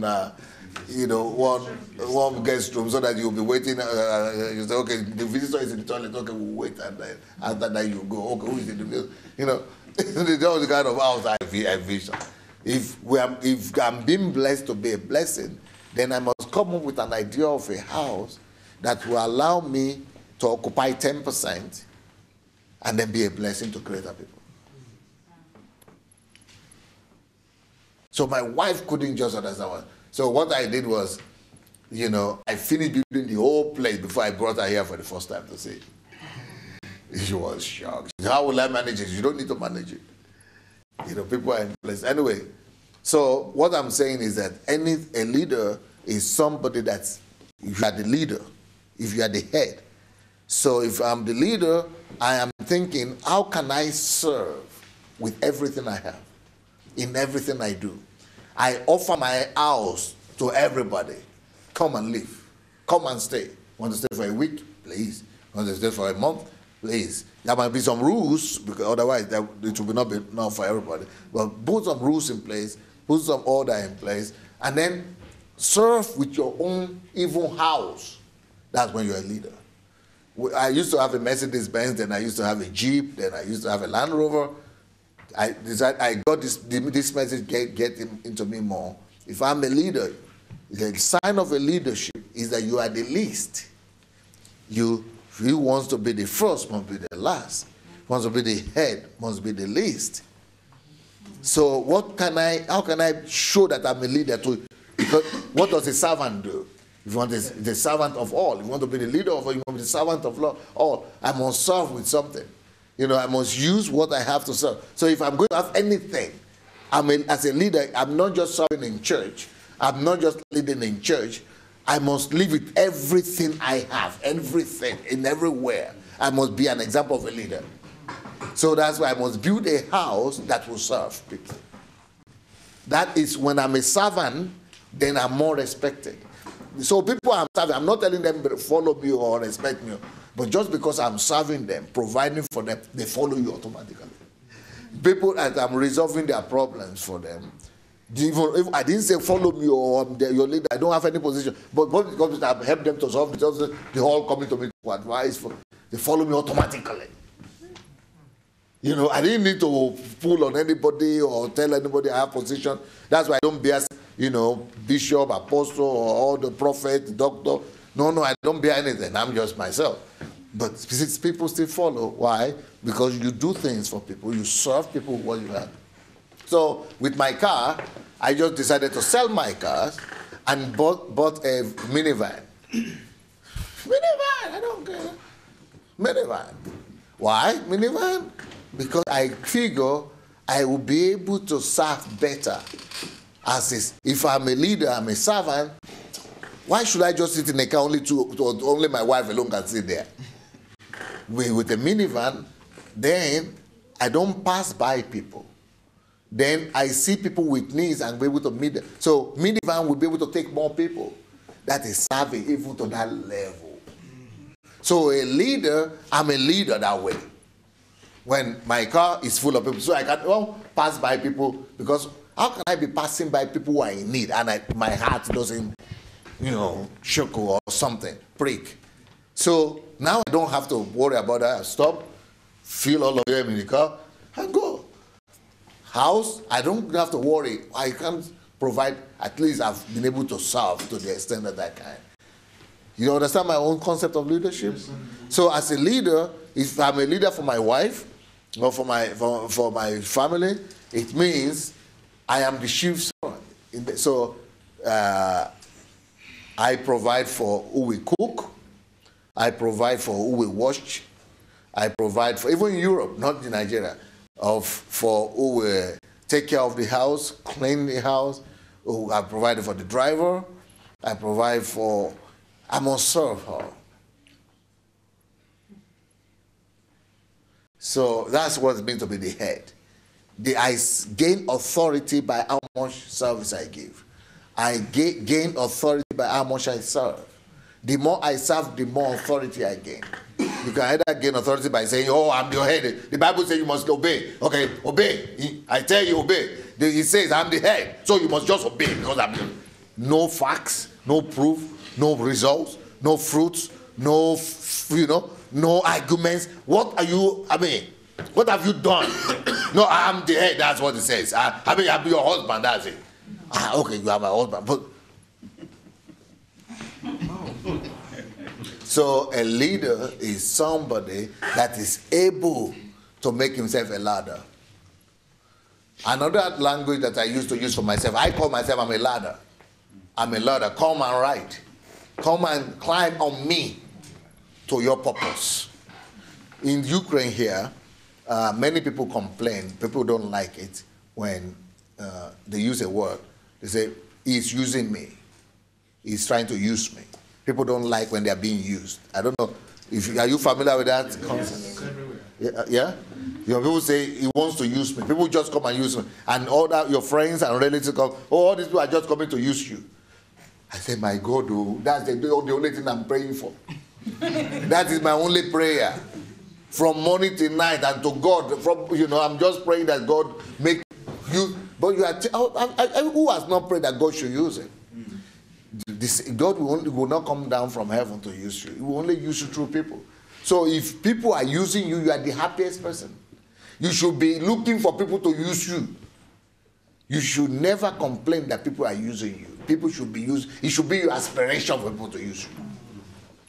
That is what a leader is. A leader is not afraid that people are going to use him. A leader is rather eager that people should use him. A leader is never threatened by people that do want to use him. So another thing I talk about myself, I call myself two things. I'm a ladder. Number two, who am I to people? I am a bridge. I see myself as a bridge. You know what a bridge is? A bridge is something that links two edges. So one bank to the other. So a bridge is something that stands in between and everybody will ride on it to get from one end to the other. So I see myself as a bridge. You come and ride on me. I do an announcement, advertisement. Come and ride on this bridge to get to where you need to go to. A leader is somebody that has recognized himself as that bridge to lie down flat and allow people to get from their hopelessness to hope, to get from the place of their lostness, being lost, to a place of being found, to a place of being sick, to a place of being healthy, place of being poor to being wealthy. You know, I am that bridge lying down here. Come with your load, come with your, burden, and cross over, riding on this bridge. If you could present yourself as a leader from that concept, from that philosophy, that a leader is the least of all, you will become the greatest of all. Because everybody that has climbed over you like that will remember how they became. Even if they will not admit it, they will still remember how they have become. Secondly, because they have used you to pass from one place to the other, they are obliged to you forevermore. Thirdly, because they know and you presented yourself to them free of charge and willingly, they will be the one to willingly be pursuing you. And anybody that is pursuing you, following you, who is in front? You are the one in front. They are following you. It means you are your followers. You are their leader. So the greatest concept of leadership is to be a servant leader. And that servant leadership is actually the greatest form of leadership. But it's actually by doing it, not by talking it, but by really becoming a bridge and a ladder to people. Okay, that's about leadership. You have questions now? Interaction questions you wanted to do? Okay, let's do it. So any question? Or anything? All right. Any questions? Or maybe not questions, maybe comments, maybe observations. Or life experience that we could learn from also. Yeah, and you people who have been with me for some time, you might need to help them. So okay, you might need to share. Good evening once again. Yes. My name is Choku. Actually, I won't say it's my fear, but it's one great challenge I know as humans we ought to face. Look there, because we have that. We will face. I always have this thought of me, and I know being great or being a great person in life, it comes with so much challenges and so much sacrifices that are meant to be paid. So this might be a little bit, maybe I don't know direct, but I just wish to know, because I've been, on my own, I've been inquisitive, I've been searching for answers. One of my fears, or should I say my greatest fear, is to not be so busy so that I don't have time for people that are important, like people that matter to me, my loved ones. So I might want to ask you, since I know you are a great person, you have achieved a lot, I just want to know from your own cycle of experience, how did you combine it? How did it happen? Like, how was it? How was it for you? That's what I want to know. Thank you. Brilliant. That is such a brilliant question. You don't even know how important it is. That borders on the question of honor. In our culture and in most places, we are used to honoring strangers.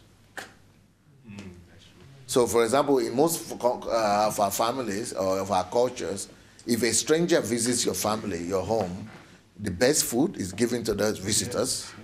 And, you know, even what you don't eat on your regular basis. And then, you know, sometimes some of us will even leave the better room and put the stranger there. But the stranger is someone that has not contributed to you. Because it's a stranger, you are seeing him for the first time or second time he's visiting. You know, even though he might be a great person, but the person that really deserves more honor and respect from you is not the person that has never proven his love and his devotion to you. The person that you must respect most of all is someone that has been there for you every day. When you are sick, when you are poor, when you are healthy, when you are, you know, when you had something, when you didn't have anything, your mother, your father, your parents. That's why the Bible says the first people you must honor is honor your father and mother.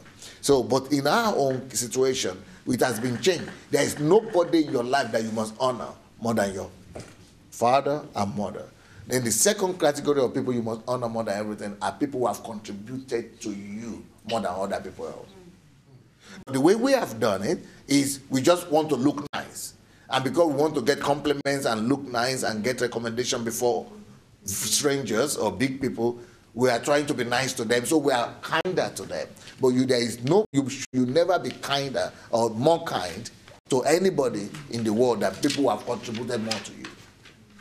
So the principles of honor is honor must first go to people who have proved their love to you beforehand. People who have invested in you, people who have who had convinced you that they care for you. Because, for example, God forbid, if you fall sick of cancer tomorrow, and somebody needs to come and sit with you in the hospital for 1 month, 2 months, or bring him, you know, food and care to you, none of those visitors, even none of those your people you call friends, none of those people you have honored and respected who are just, you know, your colleagues or something, none of them will be there for you to sit there in that hospital and caring for you. But your mother, or your sister, or your sibling, they will walk away from their job, they will sacrifice everything, they will sell everything. If you need to pay for your school fees, it's not one of those people you have been running about with and, you know, trying to please that will come up with for you and give you that school fee. You will still be calling your parents. So who deserves more honor? Righteousness and responsibility only demands that people who have proven to you have been there for you in your time of need. They must be honored more highly than any other person in your life. For example, ladies, young ladies go to marry, and they normally say, well, I'm your husband. I mean, you are my husband. So since I'm your wife now, you must not, your family must not take must not play an important role anymore, you know, in your life. Because I'm your wife now. So I'm the only one you must listen to. You must not listen to your brothers. You must not listen to your family members, because the Bible says they shall be one flesh or something. But still, if it's not consistent with the general principles of the Word of God, the Word of God says people like that, like your mother, like your father, that you have lived with for 20 years, they know you in and out. You were suffering together with them. You are going through hunger together with them. You are weeping together. You suffer together. So now, just because you met one person 1 year now, only 1 year, you don't even know what she will still do to you. And you are now saying that your father, your mother, your family is not important anymore. Now I have a new family, just 1 year. Because she has not had the time to prove to you yet our allegiance, and our commitment, and our love to deserve the level of honor that your father and your mother will have. So in my own philosophy, in my mind, there is no way you will respect your wife immediately more than your father and your siblings. So we tell them, we teach that don't interfere, don't do that. Yes, that is different. That's a different topic. But honor. You love your wife, but you honor your family. Your family that you have lived with like that, they desire for honor. Don't just shove the door, especially your parents. It's just like, me now having children, and they say, okay, I give you away in marriage. The person that they are saying take away in marriage, somebody spent their life to make her look that attractive. Somebody sent her to school. Someone went to give his own life to make that money to send her to school. And now you just say, okay, just take her. No, honor demands that no, you will still recognize. Even me, who is taking her as wife, must go back to recognize whoever produces her for me. So, no matter what I'm doing, and no matter what you do as a leader, you must always know that the place of honor for your family, nothing must touch it. And they must still have more honor than more of you, more of your time, more of your best, than any other person, any other thing you are doing out there. I don't know if you get it. Yes. Thank you very much, sir. Any other person with question? Yes. All right. Sir, yes. From the question you asked, I think probably you would like to know how you divide your time. How you divide your time between the family, work, and other people that you see, because that's one thing that I found unique with you. Okay, you tell them. Okay, so you said that leadership comes with sacrifice, right?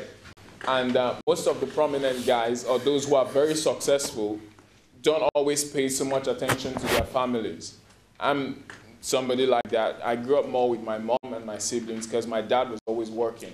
And I believe that's something that's quite normal in Nigeria and in the families in Africa. Yeah, the men go to work, and the big guys, you never really see them. You just see your dad every once in a while.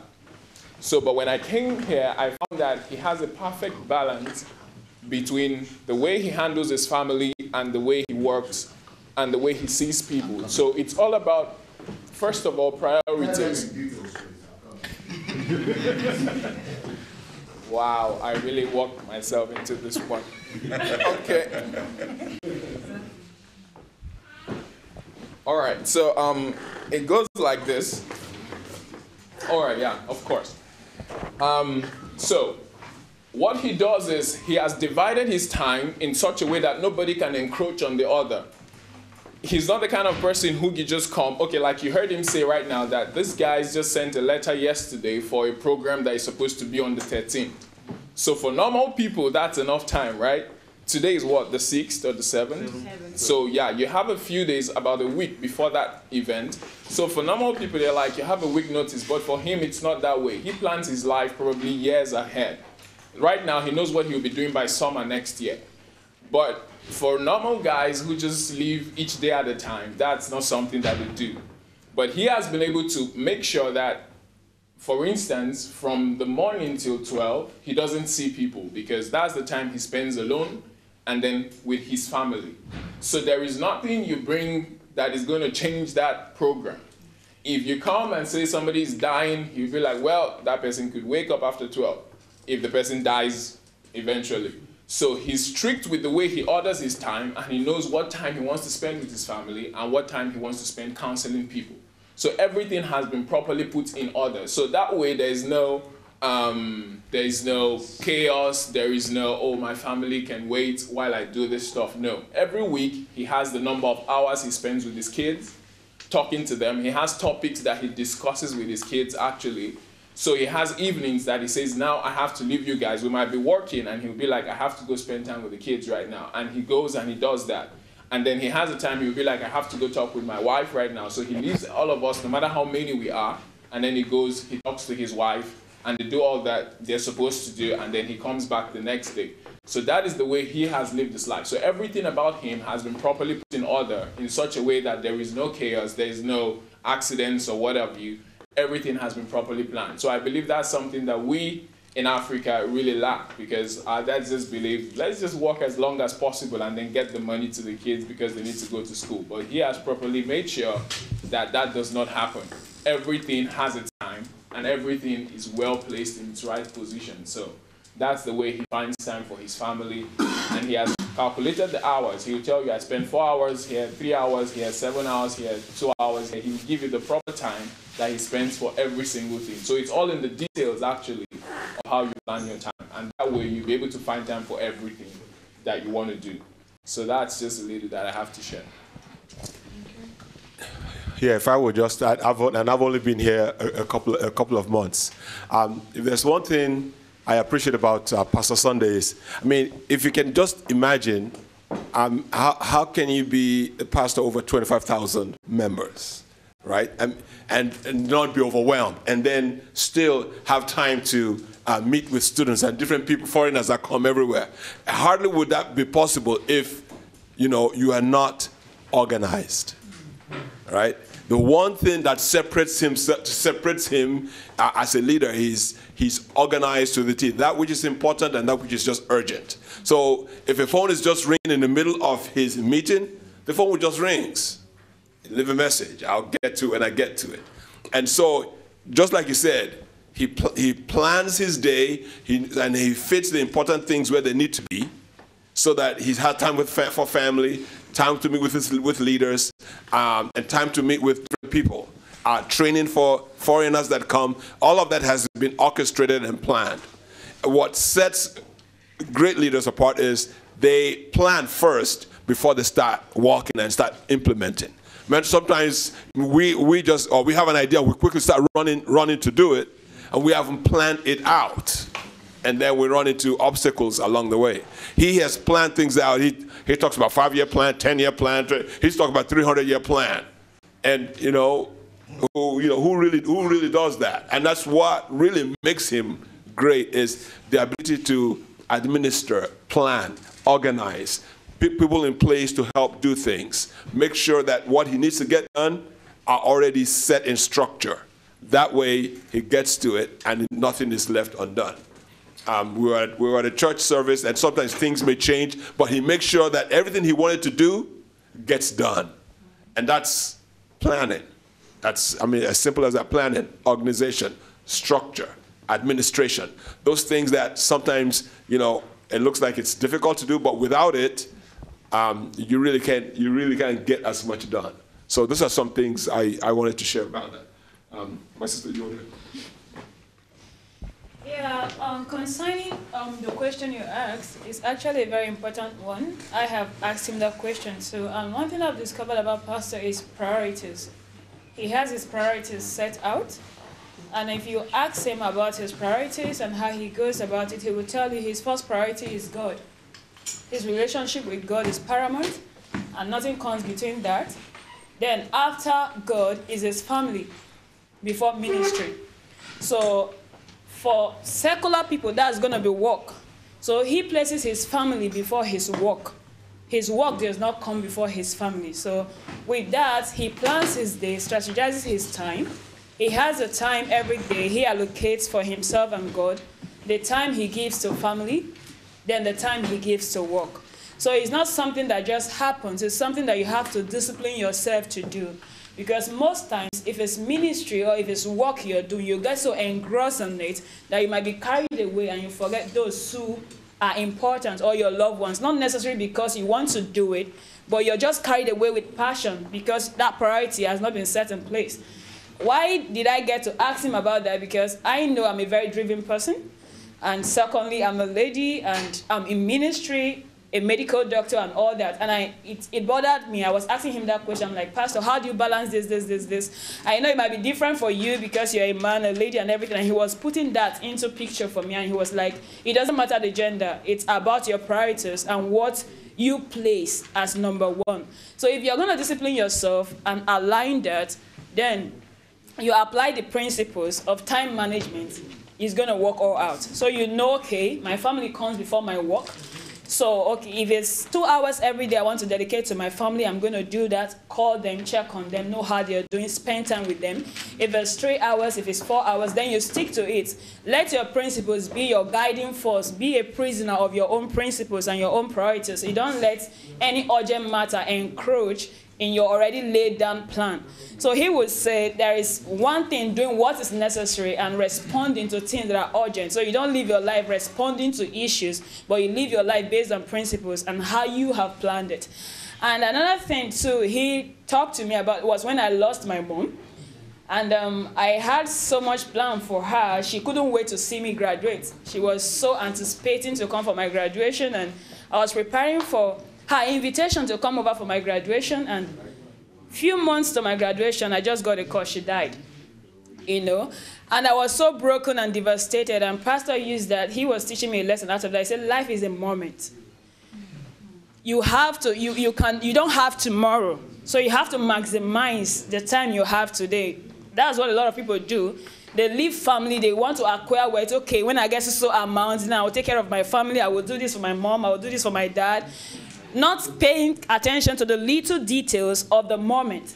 But when you've acquired everything you think you want to acquire, maybe that family might not be there anymore. Some people, they get divorced, probably their wife gets tired of the husband not being there. She gives up on the marriage and all that. But if he has paid attention to the moment and living life on every second, on every minute he has and on every time, putting first things first, that wouldn't happen. And that became a lesson that stuck to me all through life. So live every second you have, every day you have on the moments, because you cannot tell of what you have tomorrow. So you just make the priorities what it is and know what you want at a particular point in time, not to respond to situations that are around you. Set your goals and your priorities.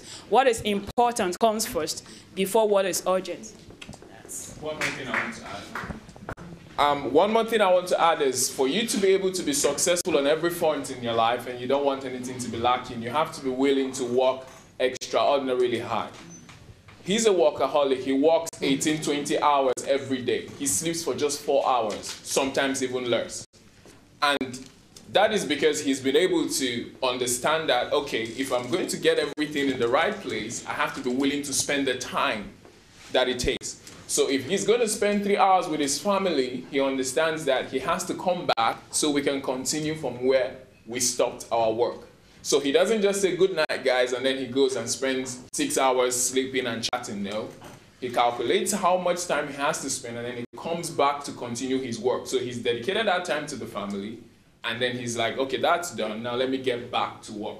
So you have to be willing to work extra hours and extra hard for you to be able to make that balance to be possible in your life. Or else you see that you dedicate the best of your strength to your work, and when you come back home, you're tired, and then you just sleep off, and then you wouldn't have a family life. That wouldn't work. So you have to be willing to put energy, both mentally, physically, emotionally, into everything you do for you to have the best. So that way you have 100% from everything. You don't have 20 here, 30 here, and then 50 there. He is somebody who has perfected the act of making everything he does perfect. So if you want to do that as well, you have to be willing to work the hard hours, the long hours, and I'm sure you have great families and whatever other thing you need in your life. Thank you. Any other questions? Thank you, Pastor.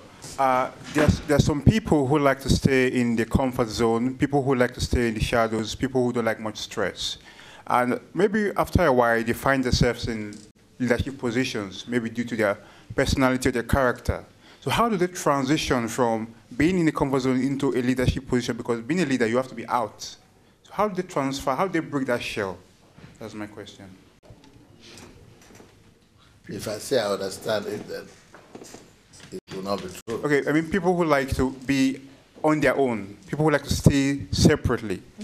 Then they get into positions of power and they need to be outspoken. They need to be people who go out. They don't need to hide anymore. So how do they transition their body, their self out of that position? You should never say you are somebody who is like this or like this. I have a message that I call, don't ever remain there where life has put you. The fact that you are born an introvert doesn't mean you have to accept it and stay there. The way I look at the 4 gradings of temperaments is that some are cholerics, some are sanguines, some are phlegmatics, and melancholics. Okay. I don't believe that. Okay, can you have 4 people stand up? Yeah, so these are 4 people. Let's call you one. Choleric, melancholic, sanguine. No. Yeah, phlegmatic. Yeah, sanguine. Okay. Melancholic, choleric. Okay, let's say you are one of these. Like I am also one of them. I read that and I spoke to myself. I said, but while I was reading about myself, I was also reading about every other one. But I saw that every one of them have an advantage, their own advantages, their own minuses, their own advantages. So I made a list of my own advantages and also made a list of my own minuses. And also made a list of the minuses and the advantages of others. And I picked out all the pluses, advantages here, all the pluses here, all the pluses here, all the pluses here. And I look at the ones that I lack, what is not enough for me, what I don't have, what I lack. So I just brought them and put them under my own list as well. And I started a journey, a lifetime journey of developing all those other qualities that those other ones have, that I didn't have naturally. And that is what has made me to perfect my personality and my character. So you never say, even though I was born to be shy and timid, that I should remain there. I would never remain there because I see people who are better than me. So I work, so to be shy and timid, I don't need any gift. Because it's just natural to me. So I don't need to work on that anymore. I just see it as my starting point, but where I don't need to work on and struggle on. But in the other area, I need to work on those ones. That's the way I say it. So never you accept the fact that this is where I am, that's all. If you settle for that, you will never become the best you could ever become.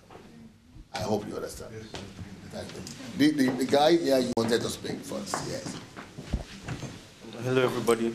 Yeah, so it's an honor meeting you. I've heard so much about you, and I think I've been following on your page on Facebook and learning a few things from you. I've learned one thing from you. You open your hands freely to a lot of people. I want to know how you cope with, as a Nigerian, I know that Nigerians especially, when you try to help some of them, they take you for granted. Many a times. They want to, I don't know, I want to just know how you cope with those set of people. How you are able to still come around to carry more people when some behind have really misused the opportunity given to them. Thank you, sir. Okay. I hear that all the time. And I even hear that in Africa, you don't do that with Africans. Bring them close. They will take you for granted and they will take advantage of you. And that is an excuse that leaders who have the wrong leadership model have used. They say other people will abuse it, so I put a gap. You don't need to put a gap. You need to put insight and understanding. You need to give people, teach people. So those people will take advantage. There will always be those ones, either it's in Nigeria or in any other country. They will be the ones that will abuse your trust. They will abuse your kindness or your love. But majority, if you teach them well, if they are well taught, they will still maintain their position and they will still honor you. But as a leader, you should not look for people to honor you. That shouldn't be your own target. Your own target should be to serve them. And it is now their own consideration to find a way of honoring you. But you teach them, especially if you are a leader, you will teach people. If you are a leader, you will give direction to people. If you are a true leader, you will tell people what's wrong and what's right. So that way, you could help those ones who are abusing it. if they really want to receive something from you, you give them some guidelines. And so never be afraid of things that are wrong or people that are doing things wrong so much as to stop doing what is right. Never don't give the people who are abusing the privilege or the opportunity you give to them, don't give them the right to be more powerful than you, so that you stop being kind just because they abuse your kindness. If you stop being kind just because they abuse your kindness, it means what they did is more powerful than you. So now you have stopped. So you are not powerful. They have controlled you. They have dictated to you how you should behave. No human being should dictate to you how you should behave. It should only be the values that you live by that should dictate to you how you should behave.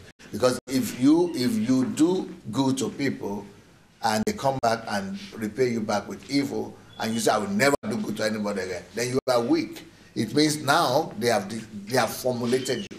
They have dictated your mode of, your pattern of operation, your pattern of response. They have now made you never to be kind again. They made you because they avenged you or revenged you or did evil to you. So you have changed. You are no more yourself. So they are dictating who you become. You become a slave to whoever forces you to do what is not your according to your belief. So nobody should be powerful enough, should be given that powerful position in your life to have to dictate to you how you should behave. It's just like saying people are slapping you, or when I came here first, people would come and say, monkey, you're a monkey, or Negro, or call you different names.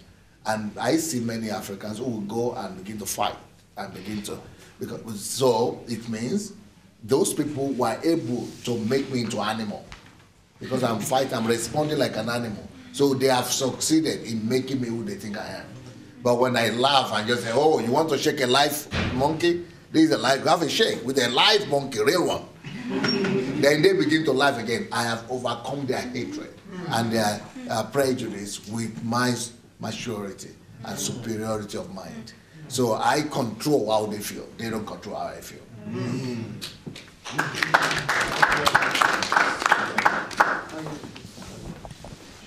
The other guy was the first one. But Brother Femi is not studying. Who raised his hands first? Yeah. Thank you very much, sir. I'm very privileged to be in your presence, sir. My question, sir, for you is, what has been your biggest challenge, sir, being a leader, sir? Thank you very much. My biggest challenge is what is called King's Capital. I don't know if you have heard about it. And that is one thing I am suffering because I'm a leader. You take responsibility for what your followers do. Even if you didn't know about it. And some people will blame you for what you didn't do, but what people you try to help or who are following you or who use your name do. That's my biggest, because I can't control everything. I don't know what they're doing anyway. But to deny them and say I don't know them will also be betrayal. So you just have to suffer for what other people do. That is the part I would say is the biggest challenge. Good evening, everybody. My question for you is about habit. Like, from what I understand, habit controls a lot of what people do. Actually, habit shapes people's, like most people, their life is shaped by habits and what they do. And I really want to understand how to break a habit, or how to overcome a habit, or how to deal with habits. Very good. Okay, there is a principle. There is a principle. I will just give you the formula. To break an habit and start a new habit, the first thing you need to do is to know that all who we are and what we become is a result of what we see and what we hear. The five senses, the five sensory organs, right? Mainly what you see, what you hear, what you touch, because those are the things, but mainly what you hear and what you see. Those are the things that formulate the thoughts you think. Your thoughts don't just come from this space. They come as a result of whatever you have looked at. when you look at something, it automatically develops thought in you. And then that thought develops feeling in you. And that feeling makes you to want to act, to do what you feel. And when you do what you feel and you repeat it, then it becomes a habit. When you keep on doing what is a habit, it becomes part of your nature, your character. So that is the formula of developing a good or bad habit. So, for example, if what I've been looking at is, like, for example, at the age of 24, I took a decision for myself never to watch movies anymore. Yeah, because so everybody is finding it difficult that I don't know all the big stars. I don't know any star. I don't know any movie. I don't know any name. And the reason was because I discovered that I was struggling with temptation as a young man. I gave my life at 19. God gave me the grace. Because I used to date girls, girlfriend, discotheque. And God just set me free from that. Even though I was so free, not dating anybody, not going to discotheque, but I would notice that each time I watched movies, that there would be some scenarios, some scenes that will always create the old feeling I used to have. Yeah, and then they bring in. So I discovered that everything I see comes to do something with my mind later on. And from that, my mind goes to my feeling. Then from there, before you know, you are already looking for a way of satisfying myself. So it was becoming a crisis for me. And I struggled with it between 21 or 22 years to 24. After 2 years and it's repeating. Then I just dawned on me that, it's as a result of watching this thing all the time. So since, it is what you see that creates what you feel, what you think, and then what you feel, I can reverse that order. So if I don't want to feel that thing again, or I don't want to think about it, let me limit my seeing it, or let me stop even looking at it or hearing it itself. Then I discovered that, I could go a whole year without even thinking about all the things I was struggling with before. Because I was not watching, my mind was clear. I could live in peace with myself. I could control my Christian life. I could control my own feeling. So it's so easy. So I got a revelation that way. So the other side is also true. If I want to learn how to do something good, and I don't know how to do it, just expose yourself to it. Make sure you see it as many times as possible. Then that way you will be thinking about it. Then make sure you spend as much as possible to thinking about it, meditating upon that good thing you want to develop. That's step 2. Step 3, you begin to have the feeling. You'll be feeling that you are like that. Your feeling will correspond with what you have just eaten, with what you have put inside you. If you want to learn to love people, study. What do people who love people do? How do they do it? What are the actions they do? By the time you see it, it comes to your mind. Then by the time you begin to think about it, soon you are already thinking, feeling as if you want to do the same thing. That's step 3. Step 4, after feeling that you feel like doing it, you just go and do it just like what you have seen. That's step 4. Then by practicing it, then step 5, keep on practicing. Keep on repeating, repetition. Then by the time you know, it's become an habit. And by the time you know, it's become a value system in you and become part of you. So steps are what you see or what you hear. Expose yourself to the information you want. Second point, meditate upon it. Third point, feel it, accept the feeling. It will automatically, the feeling that you are like that, you are a loving person, that you are a kind person, you are a rich person. Those feelings will come to you automatically. That's number 3. Number 4, then you feel like, since you are feeling like doing something, you want to do it because it's pushing you, the feeling pushes you to go and do something. So you want to act it out, action. But don't just do it one time, keep on repeating it. That's number 5 point. So once you're repeating it as many times, the more time you repeat it, the more it becomes part of you, it becomes a habit. And once it becomes a habit, After, you keep on repeating it, it becomes a value system, it becomes your character.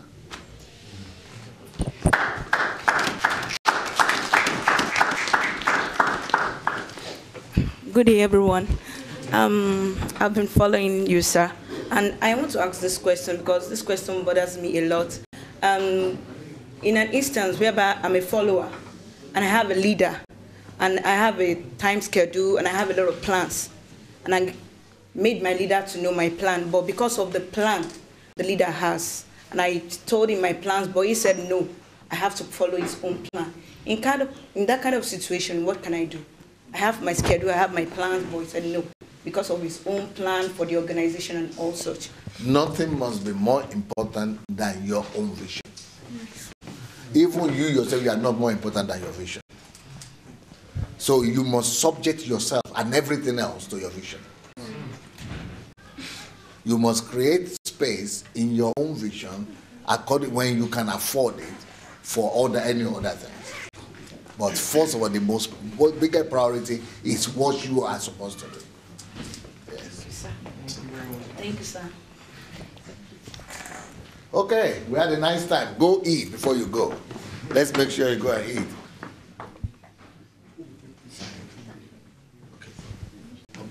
So let's do this. Let all of you go and eat while I sit down. Yeah. Okay. So you could go into the room by the left to have your dinner.